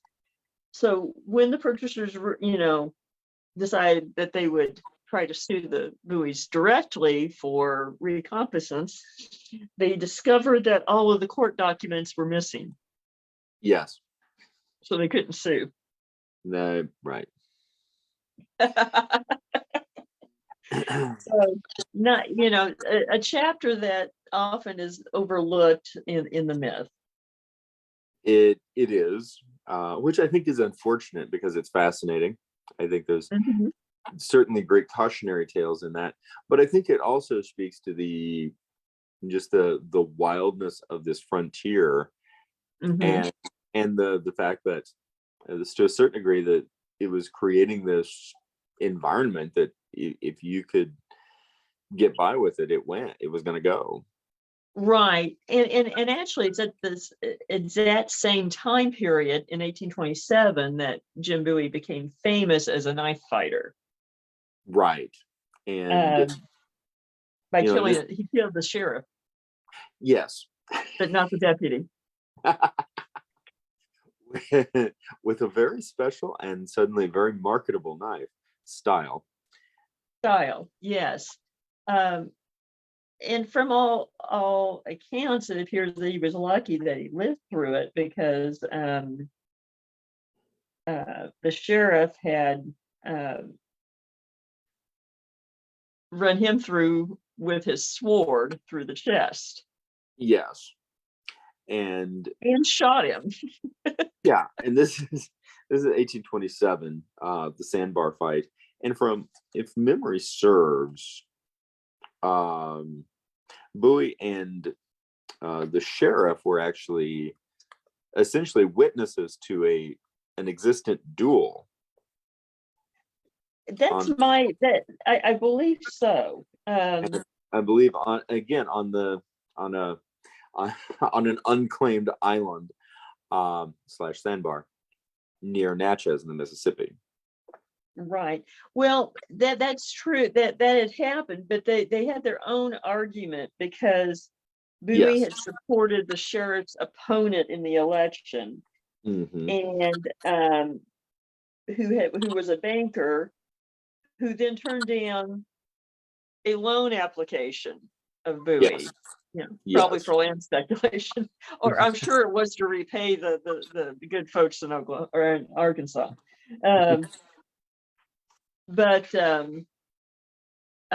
So they had an argument, and the sheriff fired a shot at Bowie, and then that's when Bowie decided to start carrying a knife. And then they ended up attending a duel. Bowie was, I guess, second to someone else, to Wells, and Wright was a supporter of the opponent. I love the fact that in the handshake. the duelists each fire a shot, both missed, both resolved their duel with a handshake, and then a massacre takes place immediately following. Yes. They began fighting. Bowie was shot in the hip, and he drew a knife and charged his attacker, who hit him over the head with an empty pistol, breaking the pistol, knocking Bowie to the ground. Then the sheriff, the sheriff shot at Bowie and missed. who returned fire and possibly hit the sheriff. Then the sheriff, oh yeah, that's when he drew his sword and impaled Jim Bowie. And when he attempted to retrieve his blade by putting his foot on Bowie's chest and tugging, Bowie pulled him down and disemboweled him with his knife. Yes. And we'll get into the importance of the knife shortly. Right. But the newspapers picked up the story, named it the Sandbar fight, described Bowie's fighting in detail. And Bowie becomes considered the most dangerous man pretty much anywhere around. Right. The most dangerous man in 1827. So then the story, and we still call the style of knife a Bowie knife. Yes. And it's still contested exactly. Is it a separate knife than an Arkansas toothpick? Yes, and the suggestion is it is. It is now. It is now anyway. There are some that say that at that time period there wasn't much difference between them, but who knows? But the term Arkansas toothpick for the style knife predates Bowie. Then the question is, did Jim Bowie design it, or did the blacksmith? Yes. James Black, who has a very interesting story. Ironically, many of the Bowie family members actually say it was his brother Resin who designed the knife. Interesting. But neither made it. In fact, it said Resin's grandchildren said that Resin only supervised his blacksmith, who was the designer of the knife. But that the information I have doesn't specify whether or not that would have been James Black. But ostensibly, most people credit Black, who has a pretty fascinating story himself. He does. There's one more footnote that I wanted to add to Bowie. Sure. Because we see him as this, essentially, historical record shows him as a scoundrel, essentially a rogue. Yeah. And of course he passes from history with his death at the Alamo. His infamous Bowie knife, presumably being taken as a war prize by someone. Right. But it's never recovered. Right. And Bowie moved to Texas in 1830. In 1831, he married the daughter of the provincial vice governor. Yeah. Again, another theme. Yes. Usura Maria de Vermende. And in 2 years, and the evidence suggests that they're actually extremely happy together. In 2 years, they have 2 children. Word gets of an epidemic coming through. He insists that his wife and his young children essentially evacuate and move out to the country. Despite that, the cholera epidemic in 1833 takes his wife, his children, and his in-laws. Yeah, he loses everyone. Everyone that presumably everyone that he cared about dies in this single epidemic. And in his grief, he begins drinking heavily. His health declines, and his anger at the actions of the faltering Mexican government increase. And that these very human experiences, very tragic human experiences, also begin to play a part, not only in the mythos that would create the man Jim Bowie, that history or folklore would recall, but also likely pushed him into his decisions at the Alamo. Well, that's very, very possible. I mean, and he had gone as far as renouncing his American citizenship when he married. You know, he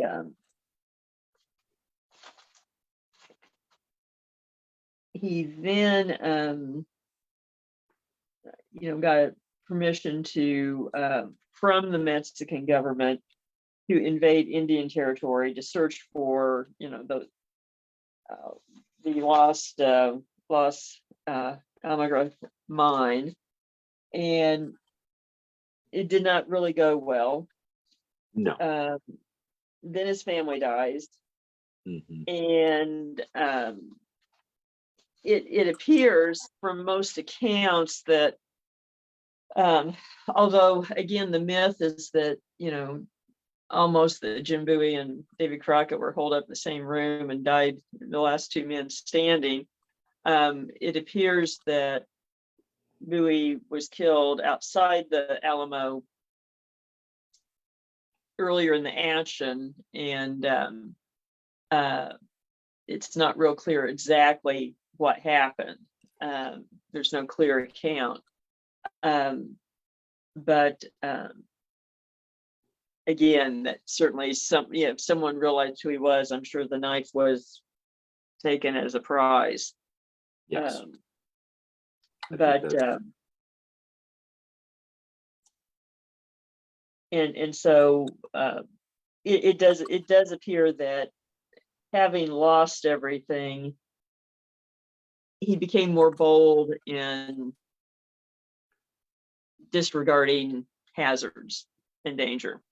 Agreed.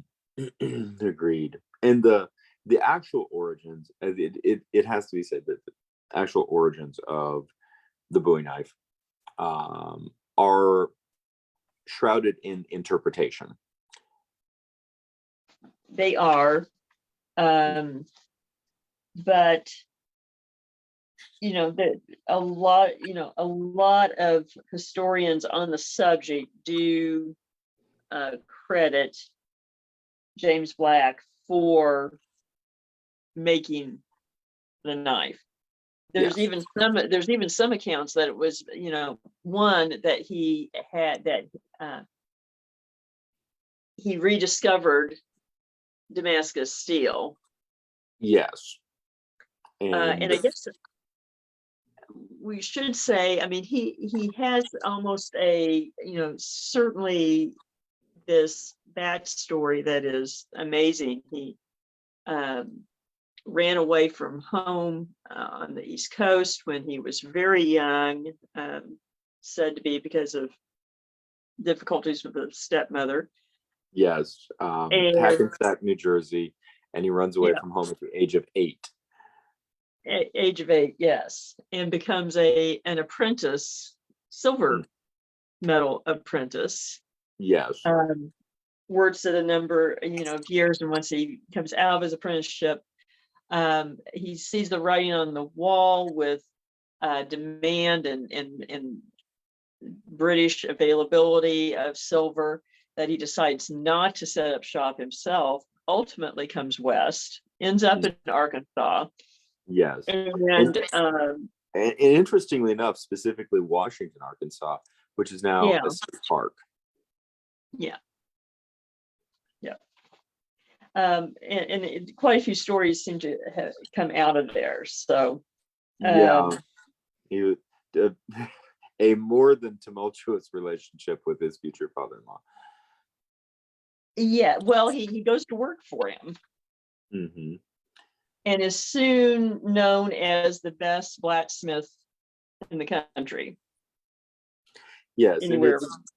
And it's pretty evident that his being apprenticed as a silversmith for many years really fell into that skill set.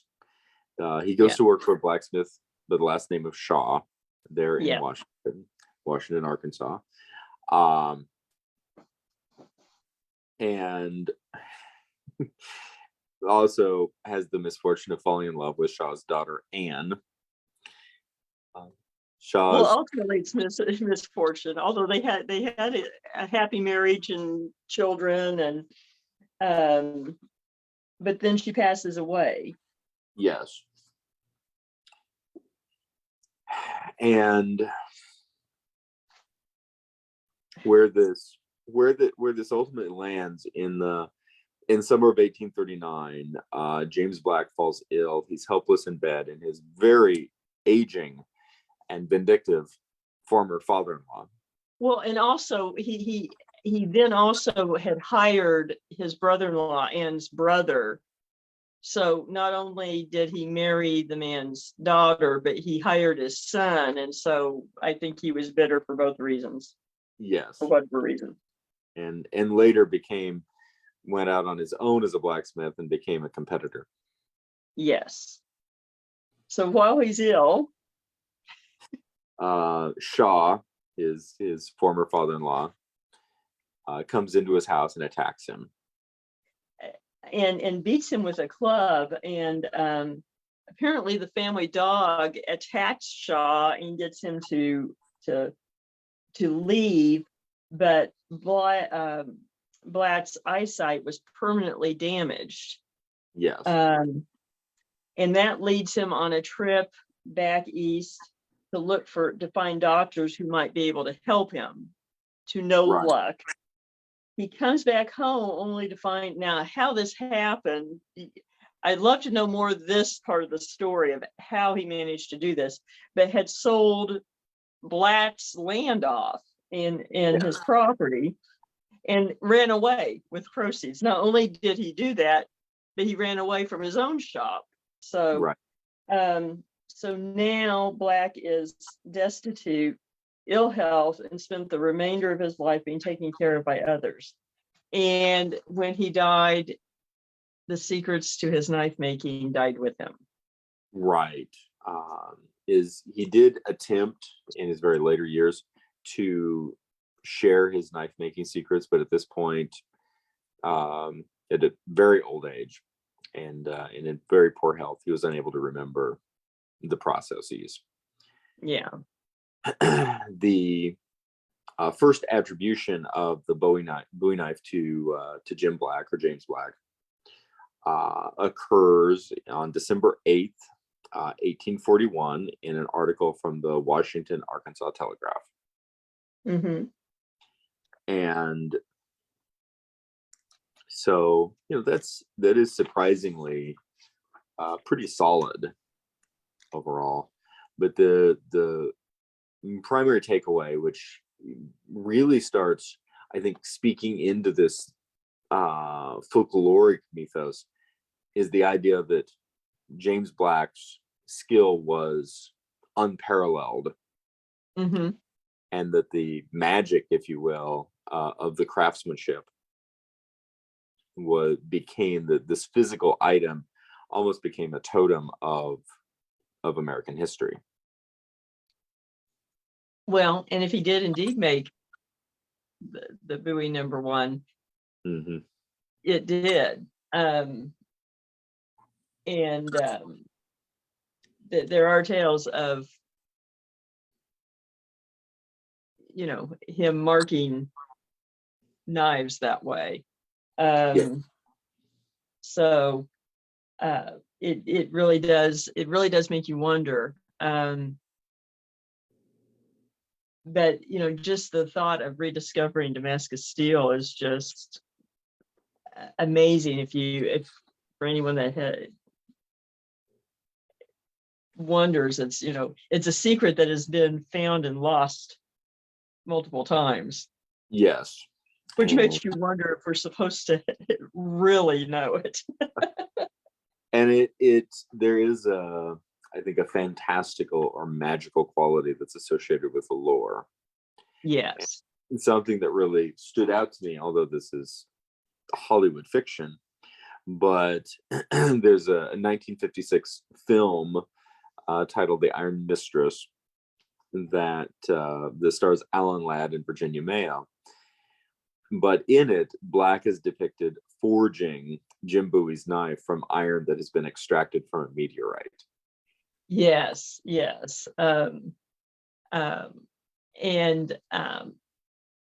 Now there are daggers that have been made from meteorite, but it's extremely difficult to do and it's extremely expensive.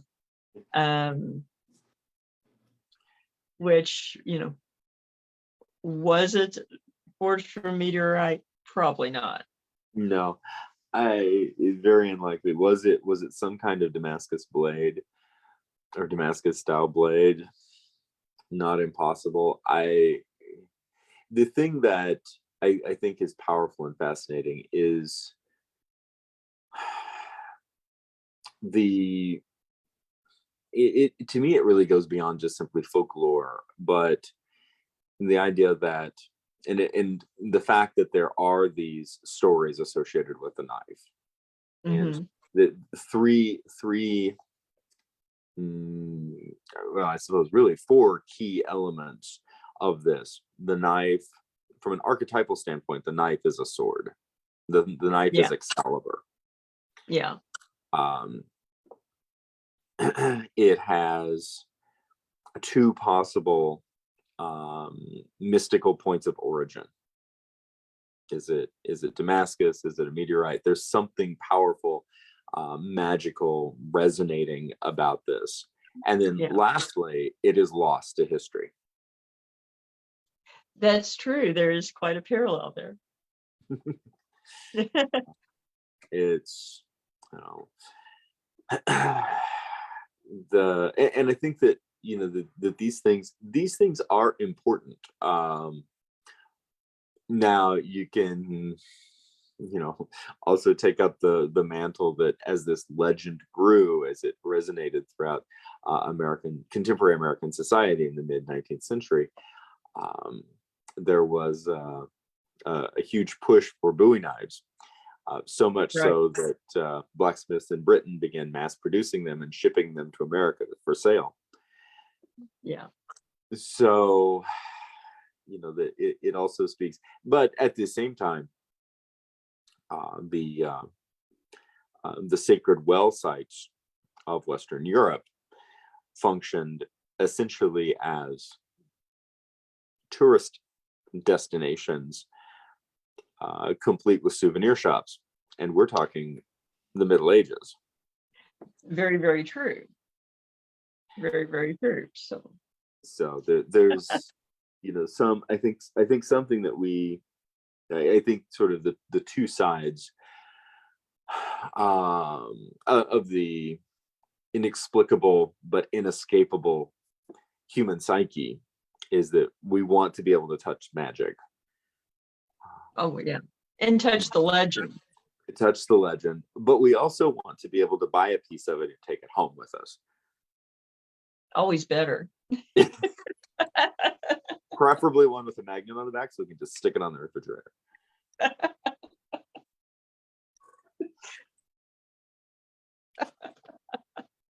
So everyone can see it.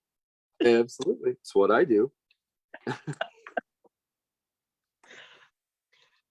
Well, all of these figures, all these people that we've talked about got us from the Ozarks to the Alamo.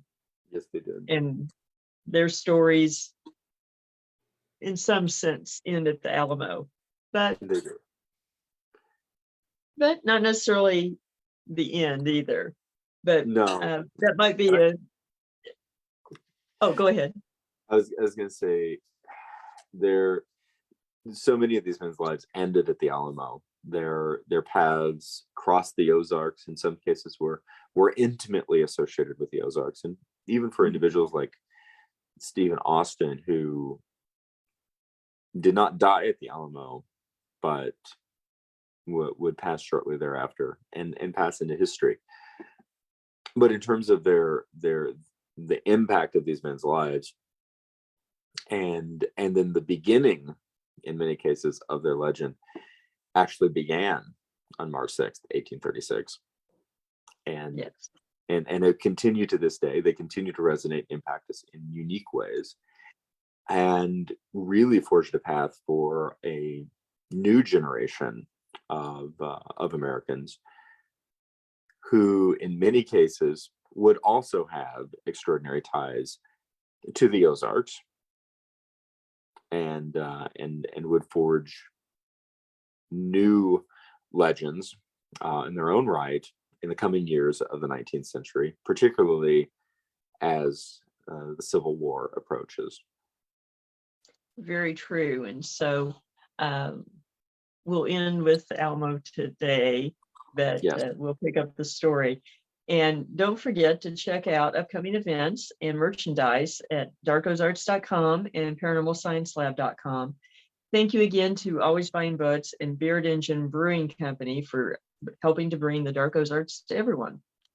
And on the next episode, we're going to be discussing the Ozarks connections again with Texas, as well as the possibility of a variety of paranormal and cryptid connections. And we do invite you to catch the next Dark Ozarks podcast on Apple Podcasts, Spotify, Google Podcasts, and other podcast platforms. Thank you to everyone. And remember, there are no easy answers in the Dark Ozarks.